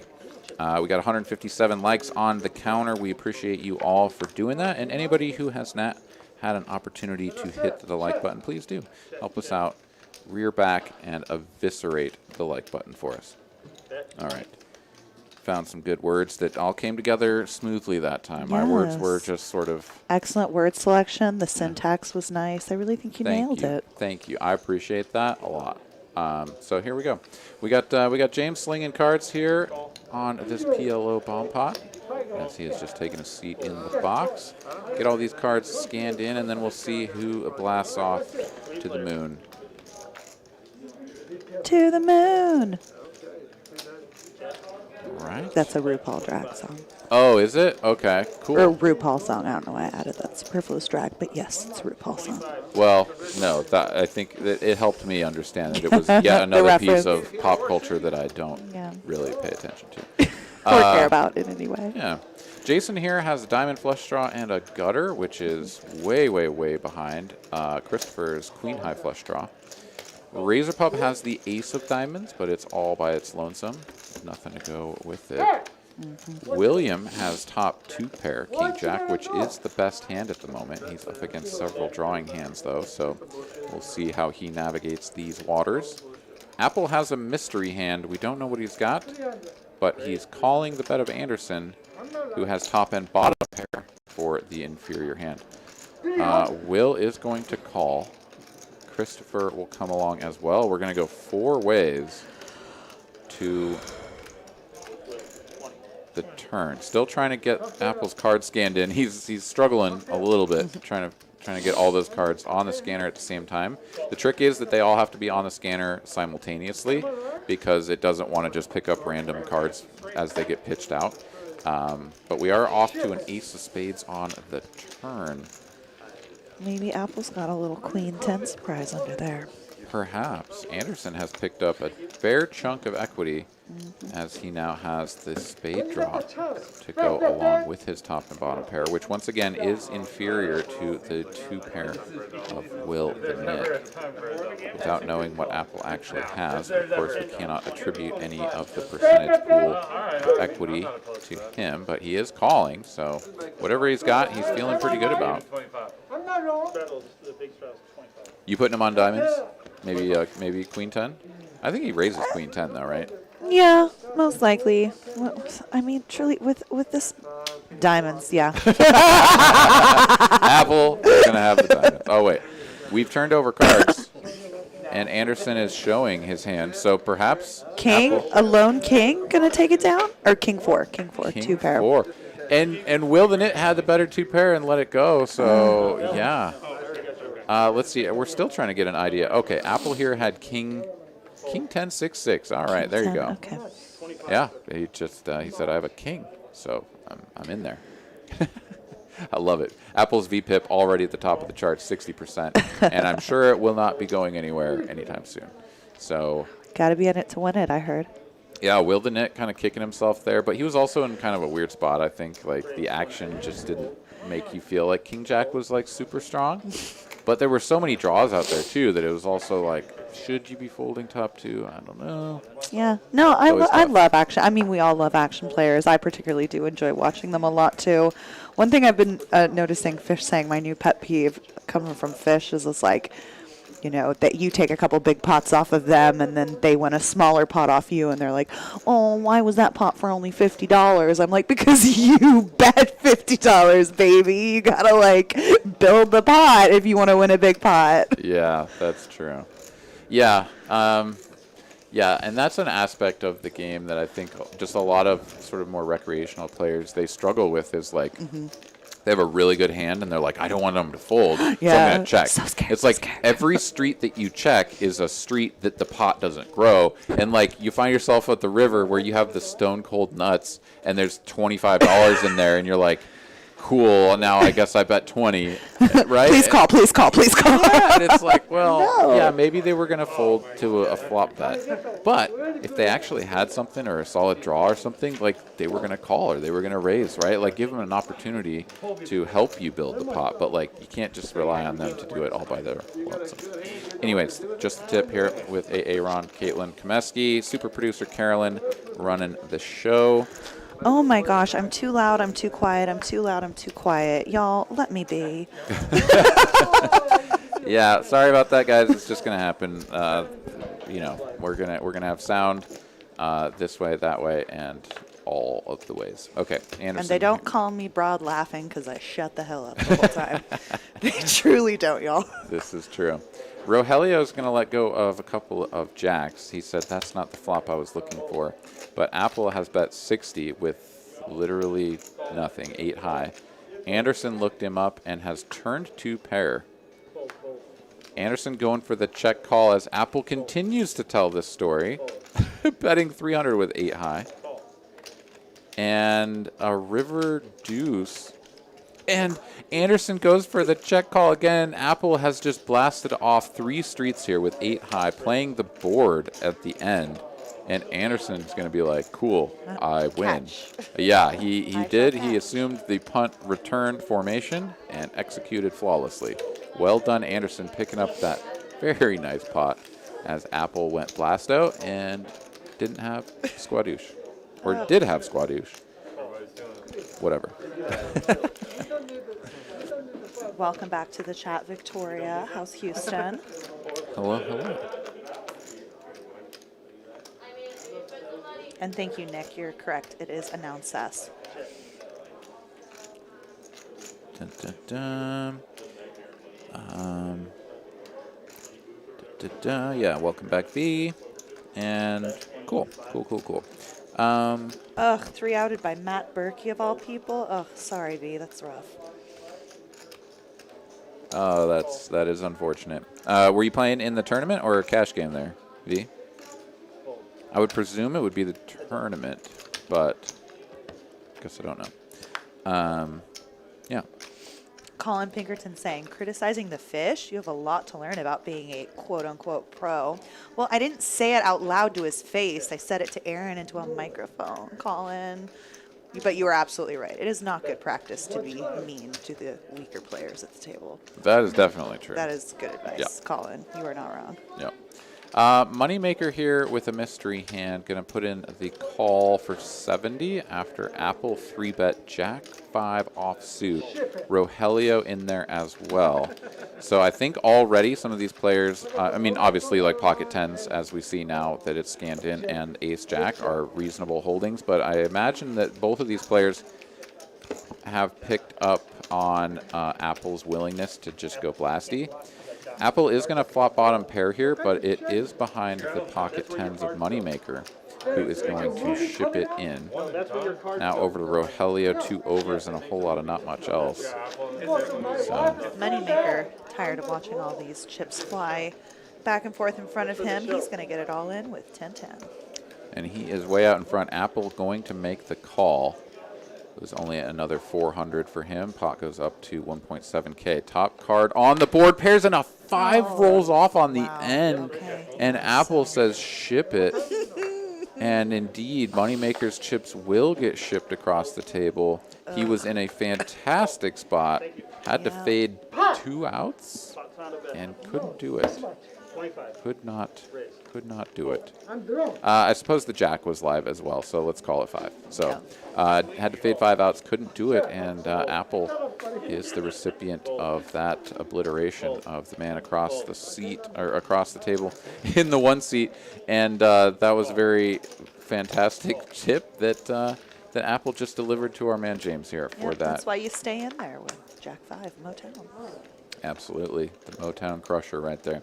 So, yeah, as is always appreciated by the dealers and staff here at TCH, giving the tips on your wins is always a good, classy move. We've got $200 sitting out there on the felt. That is not a straddle.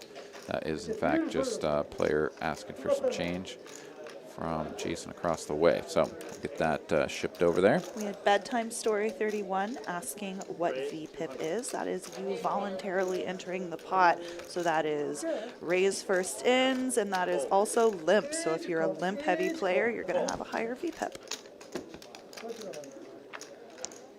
Yep. Yeah, so if you are in the blind, then like you aren't considered voluntarily putting the money in the pot unless you call a raise, at which point then you'll be considered to as that like contributing towards your percentage. But anyways, that's the voluntary part. All right. Looks like we've got 5 players going to a flop as we have. This is a limped pot, 5 ways, and a couple of diamonds out there for AJ.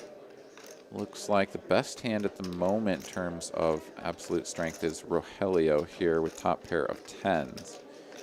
Apple has a whole lot of not much. 1 overcard to the board. Razor Pup has an overcard to the board as well. And man, I love watching Apple. Look at him. he's pointing around. He's got his fists out. He's like, ah, and then he calls.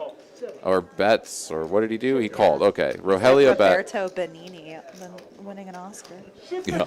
And he's going to pick up an up and down straight draw with his 4 on the turn. AJ checks once more. Rogelio continues betting small, 25 now. And this is just a price that is basically begging his opponents to continue. He does have 60% equity, but I think he may want to charge just a little bit more. However, Apple, with his turned up and down straight draw, is going to let Rogelio know that he's about to snap him off, break something, and just crush him. So AJ going to come along as well, deuce why not? on the end, and Apple can do nothing wrong. Rogelio bets 35 now. And Apple has a straight. He's got black chips, and he says, how much is in the pot? Let's just overbet the hell out of it. Raise it up to 300. And of all the players at the table that can have a 4 at this stage of the hand, I think it is Apple. So let's see if Rogelio can sniff this out or be like, nah, dude, you're just trying to punk me and call. He is going to call, and Apple is going to show him. I had King 4 off from start to finish, and it made a straight, and I win. We are humbled by your greatness, Apple. Yeah, Apple is putting on a clinic here on how to get there on the river. Back-to-back executions, and Rogelio will shake his head in a little bit of dismay, disgust, or disgruntlement. Another person calling me loud in the chat. Y'all, I'm no longer taking feedback on my volume this evening. We're closing that door. Here's an interesting question from Racer Nerd, which I haven't answered for. He says, if the straddle goes all the way around the table, can you re-straddle your own straddle? The answer to that is no. So the blinds are where the initial action starts, and the straddle cannot pass the button. So you could straddle all the way back to the button, and then the initial blinds are considered like the first bets, and they can't be modified because they're already out there. But it is a pretty fantastic and amazing and rare sight to see a straddle go all the way to the button, but there are some games where it happens.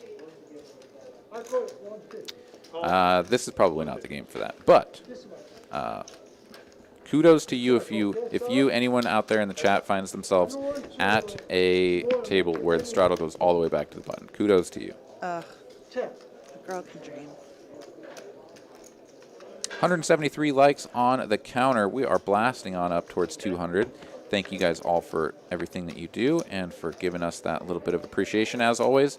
Hitting the like button helps us out. Dropping us a super chat or super sticker function is also a fantastic way to get a special shout out and support us here on the stream. Ooh, Moneymaker is going to get it all in pre-flop on top of a 3-bet to 150, it looks like. Yeah, 4-bet jam here. And he's got ace king off, so okay, so he's just going to pile it in and see if anybody's got anything or if somebody wants to gamble. Apple standing up. He's invested 25 already. What's another 925? 975, I should say. Andy still has Christopher, who was the original raiser, yet to act. So Apple is really... Oh, now he gave the little stare over at Christopher real quick. Find out what's going on. And he is going to fold. Christopher is going to do the same. And Moneymaker, with no resistance, going to take down a pot, adding $212 to his stack. So nice result, although he was way ahead. Yeah. Still, you love to just... The way the stand out there. action is going on, I don't know if we want to blast off that soon, Moneymaker. Maybe we want to pump the brakes a little next time. Oh, man. All right. No problem there, Race Nerd. Got you covered. And, yeah. I mean, like, Apple is just fantastic. Like, there's nothing like it. I'm glad that you guys are appreciating his his animation and his contribution to the channel. Because And society in general. Absolutely. All right. So we will continue right along here. $10 straddle here from Jason. Sometimes bullshit wins. Apple already reaching for chips before the action is even on him. So Rogelio going to go ahead and limp in for $10. Apple will do the same. He's got a queen and a 7. Those are two good cards. He's going to play them. And let's see here. Now over and around to Anderson. He's got a king and a 3. He's like, yeah, well, Apple's in there with any 2. I'm coming right along. Oh my gosh, Apple's going to win because they all have kings. Yeah, it's possible. Get him, Apple. Jason is going to squeeze the king 3 suited, however. He wants to very try to Jason. isolate against Apple. I love this. Look at this. Apple grabs all of his like giant denomination chips and stuff and like starts looking around the table, starts saying stuff, right? And like I've seen him before just like rip in just an astronomical wager in some of these scenarios. So That's anyways. chaos magic, Apple. That makes you the Scarlet Witch. That's for sure. Mike Youngblood joining us here in the chat. Hey, what's going on, dude? Hey, Thanks for Mikey. coming in. He says rain delayed over there, broadcasting the softball game. Hey, that's pretty cool. All right. So And he did flop top pair right on schedule. yes, he did. And Jason going to continue with a gutter. Flop gutter here. Bets 125. Apple calling. Anderson has the same gutter and a whole lot of not much, so he's going to get out of there. Jason now, like, please, can I have a 6 one time? He cannot. It's going to be a 9 of hearts.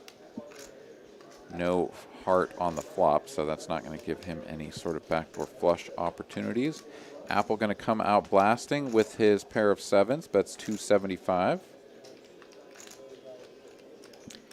And for all of the maneuvering that Jason was doing earlier, this is a very different kind of player with a very different dynamic. Like, where he was able to, like, push people around and just win pots is because his opponents were playing very, like, passively.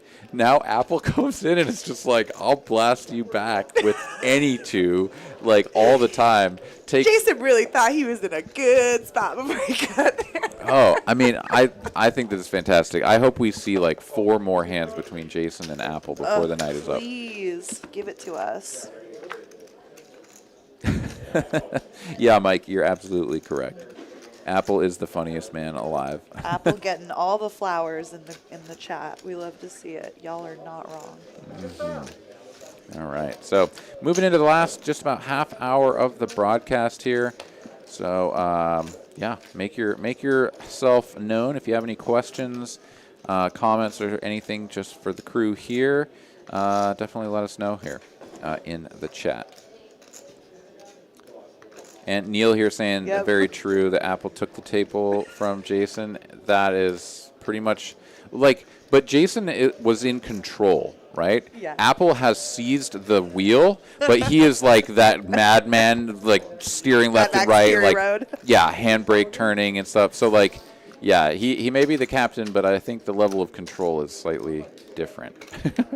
But I still hope that we just get hand after hand after hand of battles between Jason and Apple. Here's another one. They're going to go 4 ways to the flop, though. Rogelio and Christopher coming along as well. They both had a jack. I was hoping for a jack high board, but we are not going to get it. Apple yet again flops the best of it.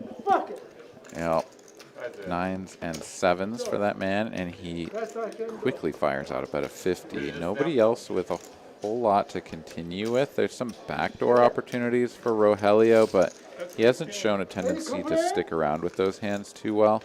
Jason, though, is going to come in for a check raise. And he figures that often enough his opponent is just going to have an air ball that he can get this through. But he should also start to recognize that Apple is not the guy that you're going to push around.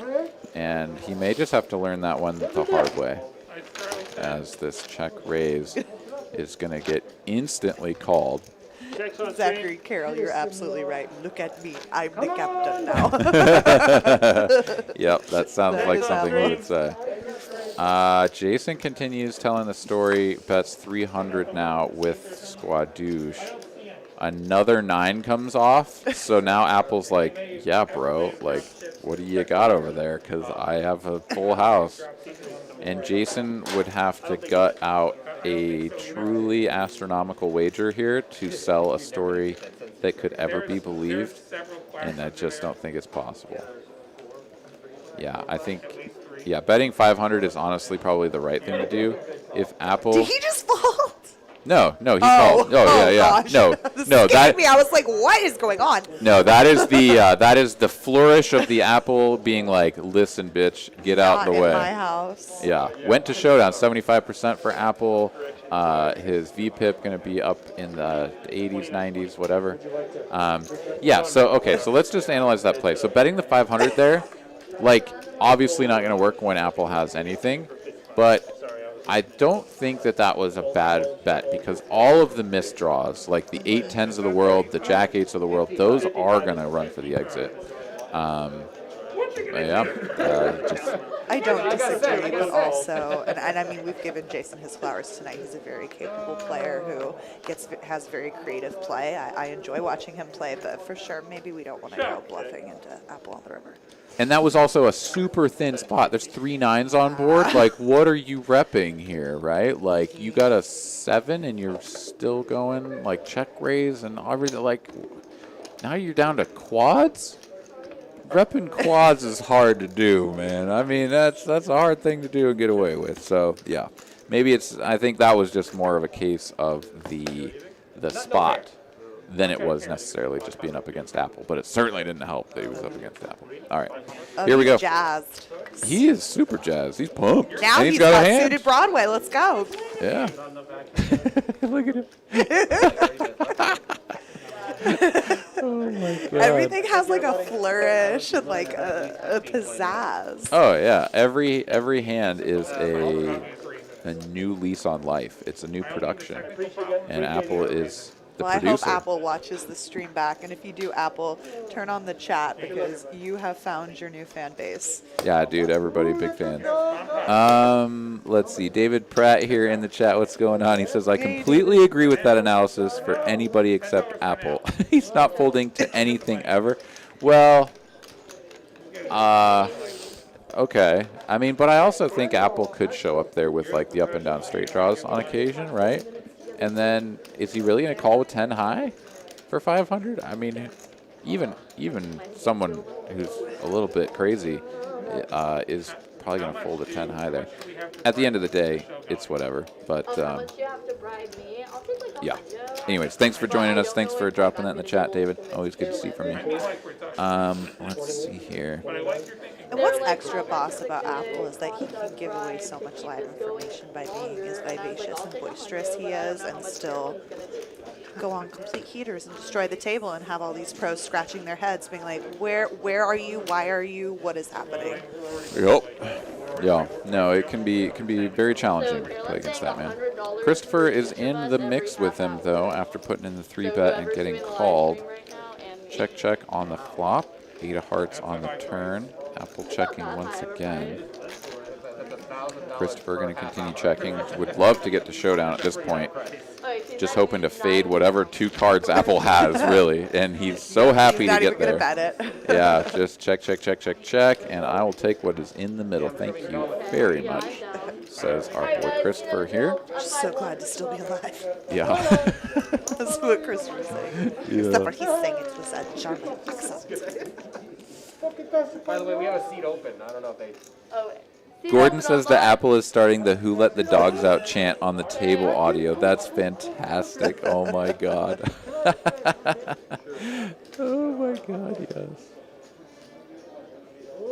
Neil here saying that if you popped him a few times, he'll slow down, and you have to add a new dynamic to get him to play to your game. So I imagine what you're saying is that like someone of his type or whatever like will slow down if you beat them in a couple of pots or something, and that you can then like sort of guide them into playing your style once you've kind of taken the wind out of their sails. That can definitely be an accurate assessment against some of the players that like to be like in control, everybody's paying attention to them and sort of letting them dictate the action. If you do sort of take them in a big pot or even just maybe a small one, but like you hero them off with something and like beat them with like a queen high or whatever, yeah, it can definitely slow them down, and then you can kind of re-maneuver. But it looks like we got another Jason and Apple interaction in the mix here. Okay, so we got to get these cards scanned. Apple actually has a hand. Look at this, and he's going to go for the raise.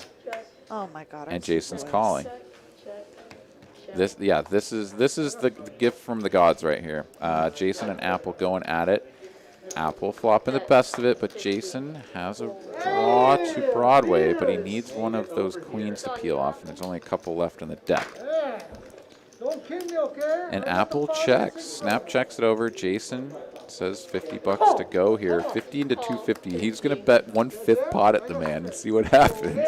And Apple check raises him. I don't know what you thought was going to happen, Jason. Yeah. I have set. I fold. Okay, all right. So Jason now has to try to figure out whether or not it's worth continuing. I think he recognizes that like his actual equity is quite low, but if he ever hits his queen, he could get doubled up.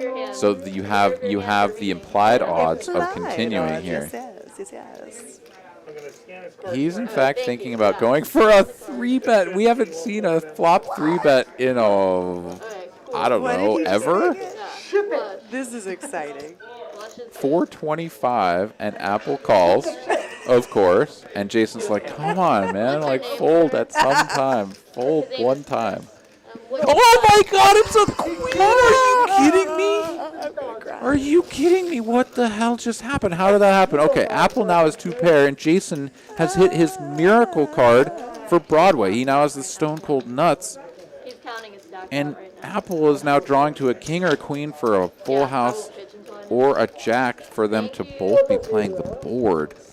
Apple checks it over, and Jason can't believe how fortunate he's just gotten. 1.1K in the middle, stacked pot ratio of 2, and Jason can easily get all of the money in now if Apple has something to continue with. I think this is where you bet something like 700. And if Apple calls, then you just pile it in on the river. Maybe even 800. I think he heard you. It looks like he cut out 7. Yeah, you owe me $1. 600. Okay, so he's going a little bit smaller to make sure that his river jam isn't just like too small. Apple flicked in that call so quickly and nonchalantly. Oh my God, I love it. Oh my God! What is happening? So sorry, I squealed. That was This is an I'm- alternate You universe. thought you were gonna get all the chips, but no, they're not for you. They are not for you. They are for Apple. Apple, dude, is just obliterating this game. This is amazing to watch. We are part of history here right now. Okay, so here we go. Checks it over. Jason with Broadway. Front door spades missed. His opponent can have all kinds of stuff. And how often does he have a queen with one of those flop pairs, right? Like, it's a very low probability event. And you have what is effectively the nuts. You want to get max value. You rip it in. And Apple is going to slow roll him. Oh, no, I thought he was going to slow roll him. No, he just, like, he probably asked to make sure that he was all in or something. Jason, dude. Oh, I'm so sorry.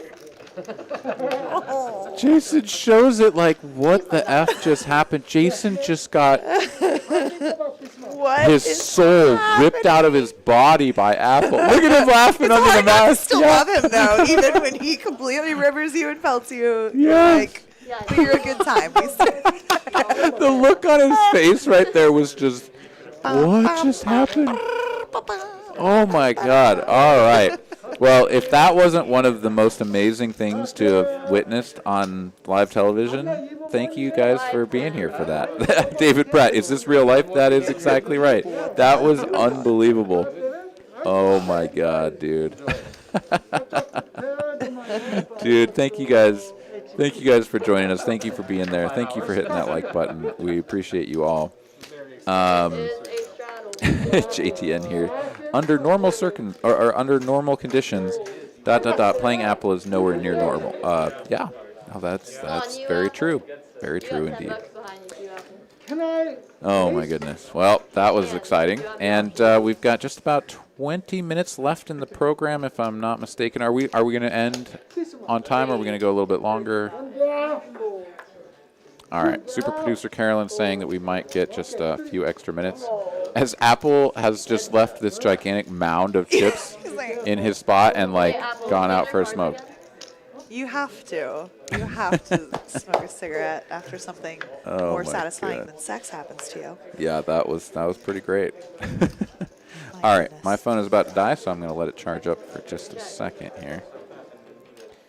And we'll get back into the chat streets, but I'm going to let super producer, all my words are hards here. I'm going to let Caitlin handle the chat here for a minute.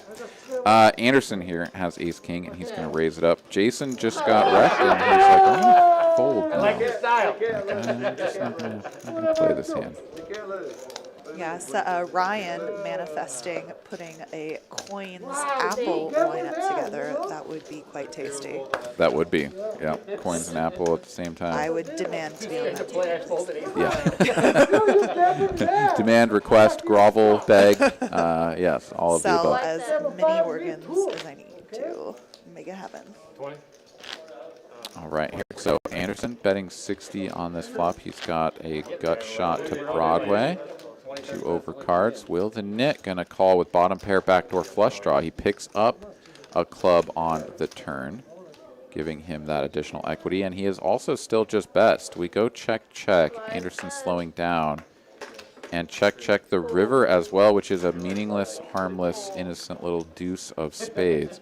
Does nothing to help out Anderson, and will the nit gonna ship that pot over? Oof.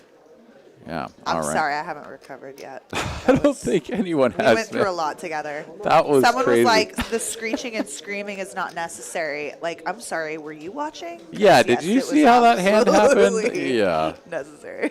Oh my God, that was a 5K plus pot, and like the swings. It was like Jason was infinitely far behind. Then he just was infinitely far ahead, and then he was dead. I mean, that was crazy. Yeah. Oh, we wow. went through it together. Look at Apple, just like he just grabbing Will, and Will's like, "Whoa, bro." All right, looks like we got Carly hopping into the box here, which means time for PLO bomb pot. And we've had one of our players go ahead and rack up and get on out of there. Everyone's trying to guess what Apple's brand of cigarettes is. I'm going to throw Pall Mall into the rings. I think someone with that much swag and attitude. Dude, I think you nailed it. Right? Yeah, I'm pretty sure, like 100% Pall Malls. It's got to Yeah. be. Yeah. All right, so Jason going to go ahead and rebuy. Probably took out a small mortgage on the home to make sure that he could maximize his chances of getting his stack in once again with that man across the way, Mr. Apple. And our player in the 1, 2, 3, 4 seat has decided that this table has gotten a little bit too crazy, and it's time for him to hit the I showers. need to go home and pray to my Judeo-Christian God. I'm so sorry. Someone may have also paid him for his seat. That could have happened as well. I Oh, like that love hot the take. move of selling your seat like 20 minutes before the stream is over. One time there was a guy offering like $300 for a seat. I think it was Luis maybe. And Gordon beat me to it by like 5 minutes. Like I was checking my watch, waiting for like the hour mark to sell him my seat, and Gordon just beat me. Another time Gordon bested me. Oh, yeah. Gordon will do that to you, man.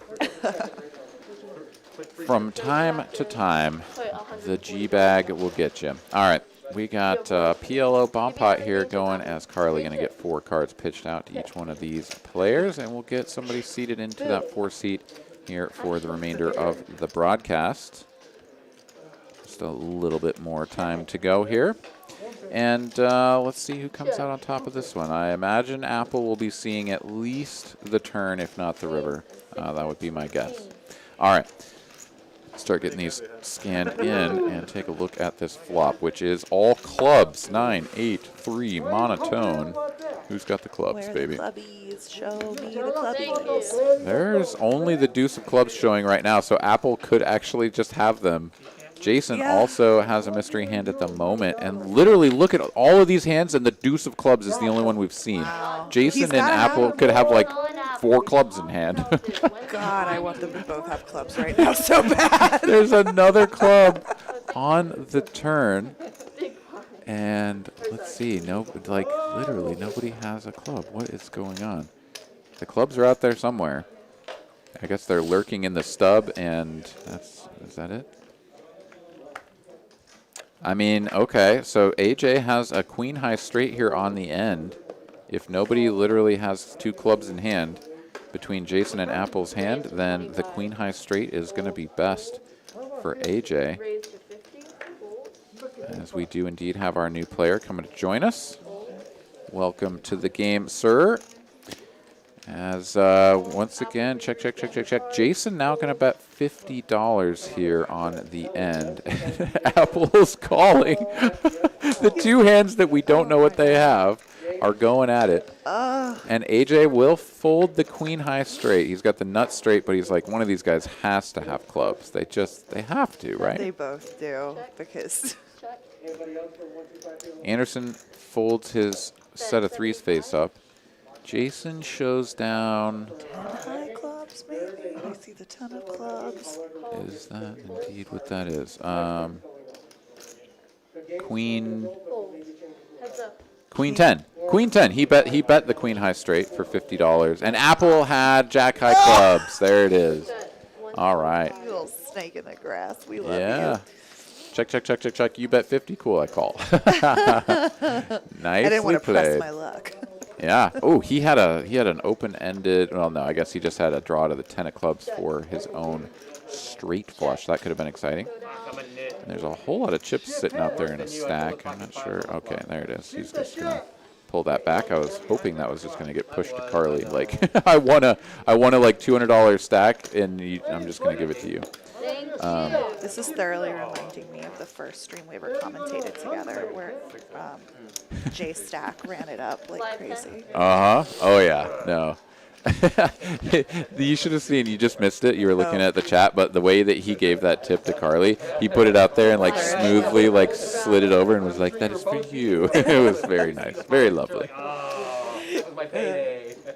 But yeah, that time that J-Stack went on his unreasonable Blasto like 8K run or whatever, yeah, that was pretty exciting. Live 10, live 20 double. We have seen some epic runs. Like Apple is doing one right now, which is like a short-lived one. Like he wasn't even at our table like an OG, right? He just like sat down and just hopped in the steamroller and went bananas. But we've seen Gordon do it. We've seen J-Stack do it. There's another player that I'm missing. Who else was it that just like ran like God and went totally crazy? I mean, Maybe I've it'll come to seen, me. Like Chase and Coins, but when we were together. Oh. Like in a those are the ones I 2-5 game. remember. Yeah. Anyways, maybe it'll come to me. But as it stands, Apple is calling a $23. Yeah, needed to put in another 23 out of the small blind to see a flop. He's got 4 deuce off suit, so he's definitely in. AJ here, ace 10 of clubs, going to call from UTG1. Jason was the original raiser. King Jack out of the hijack. Queen high flop. Apple's like still not done stacking his chips. No, he is not, and he has an up and down straight draw as well, which actually has a solid chunk of equity, and he's like, I will bet 50. He looks exasperated by how hard he's being hit by the deck right now. He's like, oh, gosh. Yeah, I got another one sitting there. Yeah, and nobody can call him. Ace high folds, king high folds. Apple wins with 4 high. He's never going to get all these chips stacked if he just keeps winning every pot. This is a sight to be seen. So Chris has sat down with 6K and moved over from the other table. So welcome to the game, Chris. And he is like, perhaps he was playing at the other 2-5 table with Apple, Yeah. so he's probably well aware of what Apple is up to. So yeah, maybe he'll be a substitute or like a pinch hitter for Jason when Jason steps out. Maybe we'll get another deep stack to. I don't know. I get in think the mix. Jason's going to dig in his heels. I don't think his mama raised a quitter. But I'll tell you what, Chris has some very luxurious locks there. I'm going to have to ask him about his conditioner routine. Yeah, no, that is definitely true. Came to show off the locks today. I just got my locks trimmed off today, so you know what? Did you Feels see a good. new guy? No, I go to the same place. Haircuts for men. That is just fantastic, man. The guy that cuts hair over there, he is quick, he is fantastic, and really good deal. So that's where I go. They're coloring If you're around Austin and you need to get yourself a haircut, Haircuts for Men out off of, what is it, Lakeline or Lake something? So, a little bit north of here. It's a really good spot. All right, Apple raising to 35 on the button with 2 mystery cards. Oh, there they are, 7-5 of clubs. AJ has 7-5 as well, but they're unsuited. So let's see who can win with 7-5. I mean, we both know who it's going to be. It's going to be Apple, but... 3,000, 4,000, 5,000. all right, check. Another queen pairs the second card on board. AJ is like, no, I've seen how this plays out when people try to bluff this man, so I'm just done. And they're going to chop it. Fist bump me. Yeah, 7-5 is the nuts. Let's go. They're both playing the board at the end of it. So cute. Apple's VPIP north of 80%, so rocking and rolling up there. And yeah, Jason, he's almost doubled Jason's VPIP. Jason was number 2 and like the clear leader of playing all the hands, and he's doubled his VPIP. Apple, you are a beast, my man. You really think you are somebody until you sit down with Apple. This is true. All right. JTN was asking if Apple plays deuce to 7 triple draw. I don't believe so. I think I may have played with him the deuce 7 single draw game I play, but I truly don't know. I think I've just played one. Okay, yep. I've seen him in the Omaha streets for sure, and I believe he'll sit down at a Big O game Hide your if cards, pushed Apple. Okay. or invited rather. Pushed, invited. Invited, Yeah. obligated. Just woke up that morning, really. Okay, let's see here. Anderson, suited wheel ace. He is going to limp UTG2. Jason, ace 4 off, back to his wily ways. Going to raise this up to 50. And Apple, with a suited queen 9, is definitely going to be playing this hand. We'll find out if it's for a raise or a call. It's just a call, so he's going to come on in and play this one in position, as Will the Knit is going to let go of the off-suited variety of the Choctaw Nuts. HA says double down. Oh, no, I mean fold. And Anderson, $40 to call. When you got a hand that can make the nuts, you're definitely going to get in there. So Anderson will oblige. Off to a flop we go, and of course it's queen high. Why wouldn't the flop smash Apple? Yeah. Yeah, Apple wins poker is the name of the game here tonight on TCH Live. David Pratt says, am I the only one concerned that Apple and Will are right next to each other? If they accidentally touch, it would be like matter touching antimatter. That is definitely true. It is highly combustible over there, I can attest. Yeah. All right, so check from Anderson, bet of 70, 75 from Jason. And Anderson is no longer in the hand. Okay, now we got the action tracker all caught up. Jason now realizes that Apple has called, that he should probably just stop betting.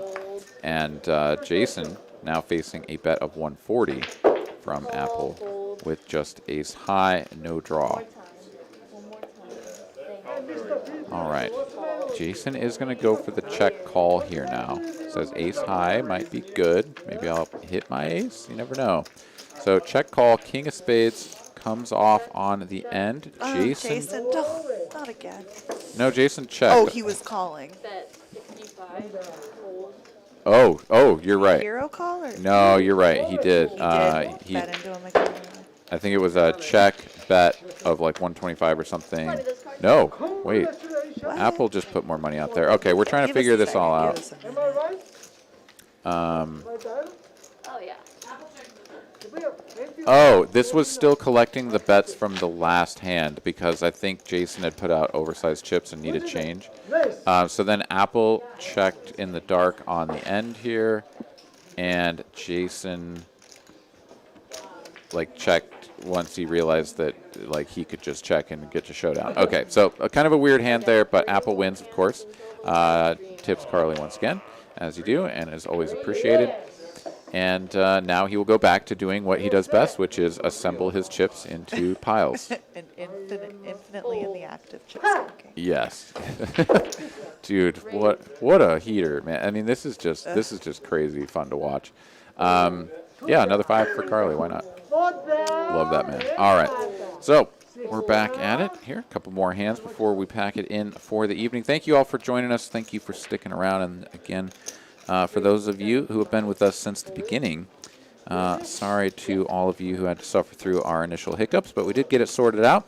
And over 200 likes on the ticker. Thank you guys so much for doing that. We always appreciate it when we hit those milestones. Those are all for Apple, though. We can't take credit for those likes. Those are Apple's. Those are Apple likes for sure. All right, Anderson going to limp the 5 from UTG1. Jason going to go ahead and do what he do, which is raise any 2. Apple 3-betting, min-click 3-betting just about, and it looks like we're going to get a couple of callers. Everybody wants a piece of the pot when Apple's in there, so we've got 4 players going to this flop. And it's ace high. Of course, we knew it was going to be ace high because Apple has an ace in his hand and nobody else does. So Apple, of course, going to flop the best of it. AJ has 3rd pair, backdoor straight and flush draws. Anderson 4th pair effective, and Jason a gutter to. So he'll be calling. Yeah, I mean with a. He's trying to chase down Apple all night. Poor buddy. Well, he's actually just snap folds the gutter. No, there was a 5, but the 5's folded. So yeah, I mean you can't blame the 5s for folding, obviously, but would Apple have picked up decided to pick up more equity on the turn with a floosh draw. Mm-hmm. AJ now buckling his seatbelt and saying, all right, let's see what happens. And that is a 9 of diamonds too late. Was that the gutter that Jason needed? Yes, exactly. So 8-6. sorry, Jason. He would have hit it straight on the end, and who knows how many chips could have gotten piled in the middle there. Who knows? But yeah, set of 5s on the turn for one player that folded, and the gutter ball straight for Jason, the other hand that was folded. My goodness.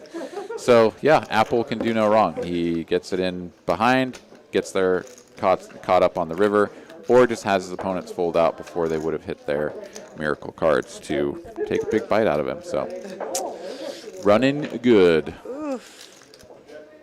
Man. That is just it's spectacle to behold. All right, we got a straddle and a double straddle here. And Rogelio, who hasn't made himself known for a little bit, has aces. He's got a lot of pocket pairs tonight. And he's going to do what he did before, which is limp him again. Limp back right there. I don't think he's going to have the opportunity. But now everybody's limping because everybody just wants to get in there, right? Now there's like very little incentive to try to isolate because you're never going to isolate. Everybody's going to be in there. So now Rogelio has to play this one multi-way. And who has something? Jason has an up and down straight draw. Anderson has top pair backdoor nut flush draw. Apple has 2% equity. Let's see if he can turn the 6 deuce with 2% equity into a winner here. Because you guarantee. Oh, wait, he folded. Apple, no, we believe in you. Yeah, definitely could have come running like 5-4. Like, what on earth? It was coming. Actually, running 5-4 would have just screwed him because Jason had the better hand. Okay, so running deuce. Anyways, that's over and done with as Apple has folded. And now we've got Anderson going to put in a raise. Check raise. Top pair, top kicker, backdoor nut flush draw. Jason not going anywhere. And Rogelio is like, dude, I have aces. You're going to check raise me? He's going to call. 3 ways to a turn. It's another diamond. All right, good news for Anderson. Picks up a little prayer. He does, but now he checks. So it goes for the check raise, now checks. Wow. So this is very likely a free card for these players, unless Jason decides to rep the diamonds, which he will do. Do you like playing Ace Bachelor and Anime? Bet of 200 into a pot of 6, so 1/3 pot. Yeah, Rogelio not going anywhere just yet. And Anderson, obviously, with the pair and the nut flush draw, going to be in there. Now he makes 2 pair on the end. That gives Rogelio top set. So Jason bricks out, and given the fact that he was called by both of those opponents, yeah, he's not going to try to sell this story anymore. And Rogelio is going to take showdown with his top set. He definitely could have gotten paid off from Anderson. So thankfully for Anderson. Yeah, Anderson going to let him know, too. Mm-hmm. He's like, do you know how many chips you could have gotten from me? Look at you, least coward. $400.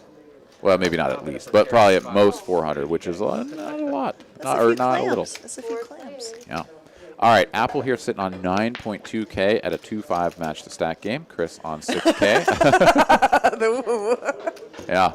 And Will that the is Knit, what is happening. Will the Knit doing some good deeds, helping Apple get his chips racked up and handed off for the color up. Will is like just sorting him out right here because I think Apple is just kind of a mess. He's like, wait, I have so many chips, I need to turn these into plaques so that I have more real estate over here with which to stack the next chips that I will be receiving. Oh, we love you, Apple. Thank you for sitting down to play TCH Live with us today. This is amazing stuff. All right, so we got several hands to go. Perhaps we've just hit the 10 o'clock hour, but because we got started late, we're going to run a few hands more. So let's see who can get a piece of the action here as we continue. Live from Austin, Texas. Right, you are. Rogelio here. Another playable hand. It's early position, but King-Jack offsuit. Looks like he's going to flat. He is. He's going to go ahead and limp this. And, oh yeah, we got some, some lovely back and forth between Apple and Rogelio there. Something about being on the phone. Or just listening to a banana. Okay, so Apple here going to go ahead and limp the 5-4 offsuit. Moneymaker going to go ahead and squeeze. He's going to make this 110. He says, guess what? I have a real premium hand, and if Apple is just going to play everything, then let's get a lot of chips in here. He's getting 3-bet by Anderson. The last time this happened to Moneymaker with Ace-King, he decided he wanted to get it all in pre-flop and did not make value off his Ace-King. So I'll be interested to see how he handles the exact same spot yet again, this time out of position. Yeah, and facing the 3-bet from the big blind, right? This is a cold 3 from the blind. Yeah, I suspect Moneymaker will just pile it after Apple gets out of the way. That's just going to be my guess, because otherwise playing this one out of position, like you put in another couple hundred with the flop and then just end up folding all of your equity. What? That was the other option that I didn't feel was particularly likely, but there you have it. Moneymaker not interested in just piling it all in with ace king. There you go. So it's up to you guys. He tested the wind. He didn't feel it. It smelled a little salty or I'll something. get it in the third time. Yeah, yeah. You got to alternate, right? You, gotta, yeah. You turn over the all-in pre-ace king button that you have, and then you do it back to next time you ship it. Yes, we do get to. One Hey, and three. Carolyn, my kite card is on There the you go. table. It's metal. Do the Will you math, grab y'all. that one, please? Thank you. All right, so another hand coming to you live here, 15 minutes from the future, past, present, wherever it was. $10 straddle here Yeah, for Chris. our live It's like, chatter am I allowed the to leave the knit establishment fold with this is much money? That's the question here. Yeah, I mean, it's understandable when you get cold 3-bet like that. It's understandable to give a little bit more credence to their holdings, but if you're really losing to aces and kings and ahead of or flipping against anything else, then Yeah. like you block those hands I mean, that I beat can you. try to So remember everything yeah, I don't know. want, but It's neither here nor there. it might be. It's questionable. Yeah, it's the cautious route to just let go of the ace king there. But sometimes it is definitely appropriate to fold ace king pre, and that's up to the player to determine. All right, Apple has somehow not flopped a pair or the best hand here, Whenever you want. but he does have a gutter. Sorry, I'm just gonna keep talking. Go ahead. Apple wins though, nonetheless. Why wouldn't he? Why wouldn't he? Yeah. Bet and take it there for Apple, as Chris had flopped bottom pair, which just didn't feel good, as that was monotone flop. And what are you going to do when Apple just keeps blasting at you and you have a pair of fives? So, William Lottie, thanks for putting $10 in the super chat. We sure do appreciate you. Yeah, dude, we thanks a already- lot, Will. We appreciate you very much. And what a show indeed. Yeah. You got the front row seat being right next to Apple there and helping him stack his chips and change them out and everything. So, dude, I'm sure you had a very interesting experience being right there on the felt. But thank you again for the $10. We appreciate that. All right, super producer Carolyn has left us, so we're not exactly sure how many more hands we're going to do here, but she will inform us here momentarily, I would imagine. But we're going to keep on trucking until we're told to stop. So Apple raising it up to 15 UTG1. Jack 7 offsuit. I just realized Razor Pup has been completely inactive through most of this fireworks we're getting here in the fourth quarter. Yeah, this is true. It's really been the Apple, Jason, and a little bit of like Rogelio every once in a while mixed in there. Or our poor buddy Anderson's been pretty card dead all night. It's on you first. Sorry, buddy. Yeah, although he just got a decent little pot there. Ace King against Ace King, just getting it to fold. Jason 3-bets the 9 triz. He 3-bets the 9 triz and Apple's in there. And He's like, see, I can fold to you. I'm capable of it. yeah. Is Jason going to show him that he had worse garbage? Yes! Everyone else at the table is just like baffled by Like, what's do happening. we need to leave? Like, do y'all need privacy? All right. Super producer Carolyn, how are we doing over there? We gonna a couple more hands? We're still running? Yeah, we got like All right, very good. Just trying to get an update on that. So a couple more hands here. Straddle and a double straddle from Wilderness here, $10 and $20. As we get hand or two more here for y'all, running just a little bit past the 10 o'clock hour Central Time. As this is the exciting game. This is what you came to watch, and you are getting it. So AJ here going to go ahead and limp his namesake. AJ for AJ. Anderson looked down at 5-4 suit and was just like, you know what, this is going to get too crazy. I'm just going to let it go. I choose to disengage. Jason, who just showed that he 3-bet the 9 triz, is going to raise with 10-9 off on the button. He says, you know what, it doesn't matter that you guys know what I'm up to because you're just still going to let me push you around. And AJ is like, this is why I limped, is so that someone like you could bet and I can just call and flop top trips. Okay. AJ checks it over. Jason has a gutter. Of course he's going to bet. 237 in the middle. And probably going to go for something like 1/3, like 75, $80. Could be wrong. 75, there it is. Okay. Goes for the 1/3. Continuation. AJ should just flat this. It's super rainbow out there. Nothing to be afraid of. And you just limped, so you're going to have a lot of small pairs and stuff like that. Maybe some suited connectors that can have a 7. 2 8s left in the deck for Jason to find, and he does not. Makes a pair, and Jason could honestly bet this for value because this is now better than a 7. And a 7 is going to call a lot of bets, and yeah, he's going to go for value. And then he's going to throw up a little when AJ check raises him. Yeah. Because this is about a 200 into 387, so just about half pot. And AJ should take this up to like 650. Looks like he's going to go smaller, I think just 6. 5 even. Oh, yeah, this is like, call me. Just call me.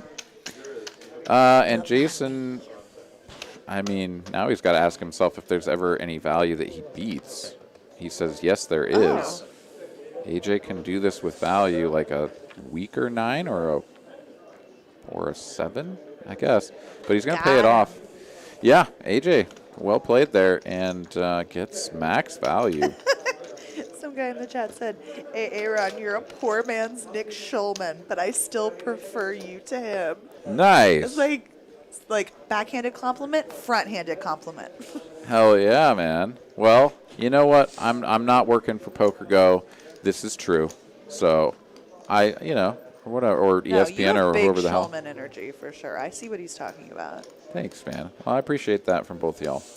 And I've gotten that before. The thinking people. Man's Nick Schulman is what David Pratt says you are. Nice. There we go. David Pratt, you know how to give He's a got real the compliment. singers Yeah. Oh, that's fantastic. All right. What do we got here? Christopher, UTG. Going to go ahead and just let the King 9 offsuit go. Says, with all of the action that's happening here, King 9 offsuit is not really the cards I want to take into the battlefield. Anderson, though, Queen Jack suited. That's definitely a hand he can do it with. Jason's like, I have 2 cards. Like, what? I'm in. Apple says the same thing, although he has the best of it at the moment with ace-10 off. Yes, get in there, Willie. Will's like, please, Jesus, can I have a set? Please, one time, red 5. Red 5? Red 5? Red 5? No red 5, but he's got a gutter and the best hand. Yeah. Checky, all the way to an ace on the turn, and Apple is back. He's not out of the woods just yet because a 5 would give Will a set and Jason a straight. So those are some possibilities. However slim they may be. A deuce would give Will a straight.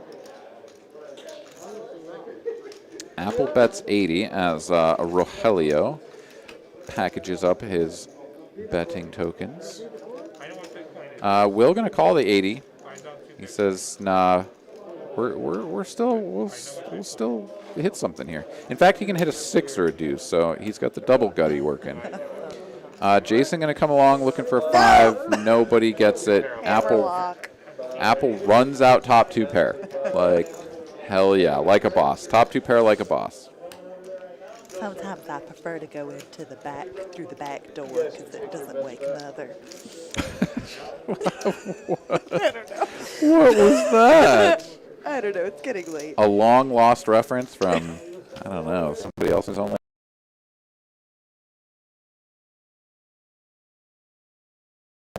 For real. Well, for real, we appreciate y'all watching. Yeah, thanks, man. That was it. Oh, that was it. Okay, well, Apple wins the penultimate hand of the night, as he should. And with that, we're going to go ahead and sign off. Thank you guys for coming along for the ride. That was a hell of one. This has been Apple Live with TCH. Yeah, no kidding. So Apple going to finish the live stream here with 9.5K from a 2.5 match the stack game. So at least 4.5 in front of us, right? He came with 4 or 5. He came with 5, yeah. So 4.5 plus since he sat down with us. Yeah, that man's on a heater. If you want to come down, run like Apple, get yourself in the mix. Come and play at TCH here in Austin, Dallas, Houston, Rio Grande Valley. Come and get in the mix. We'd love to see him. For Aaron McAvoy, Caitlin Komeski and super producer Carolyn signing off. Thanks for joining us. Good night. Good night. Okay, yeah, don't burn the, yes. Just don't burn the flower. Don't burn the floss.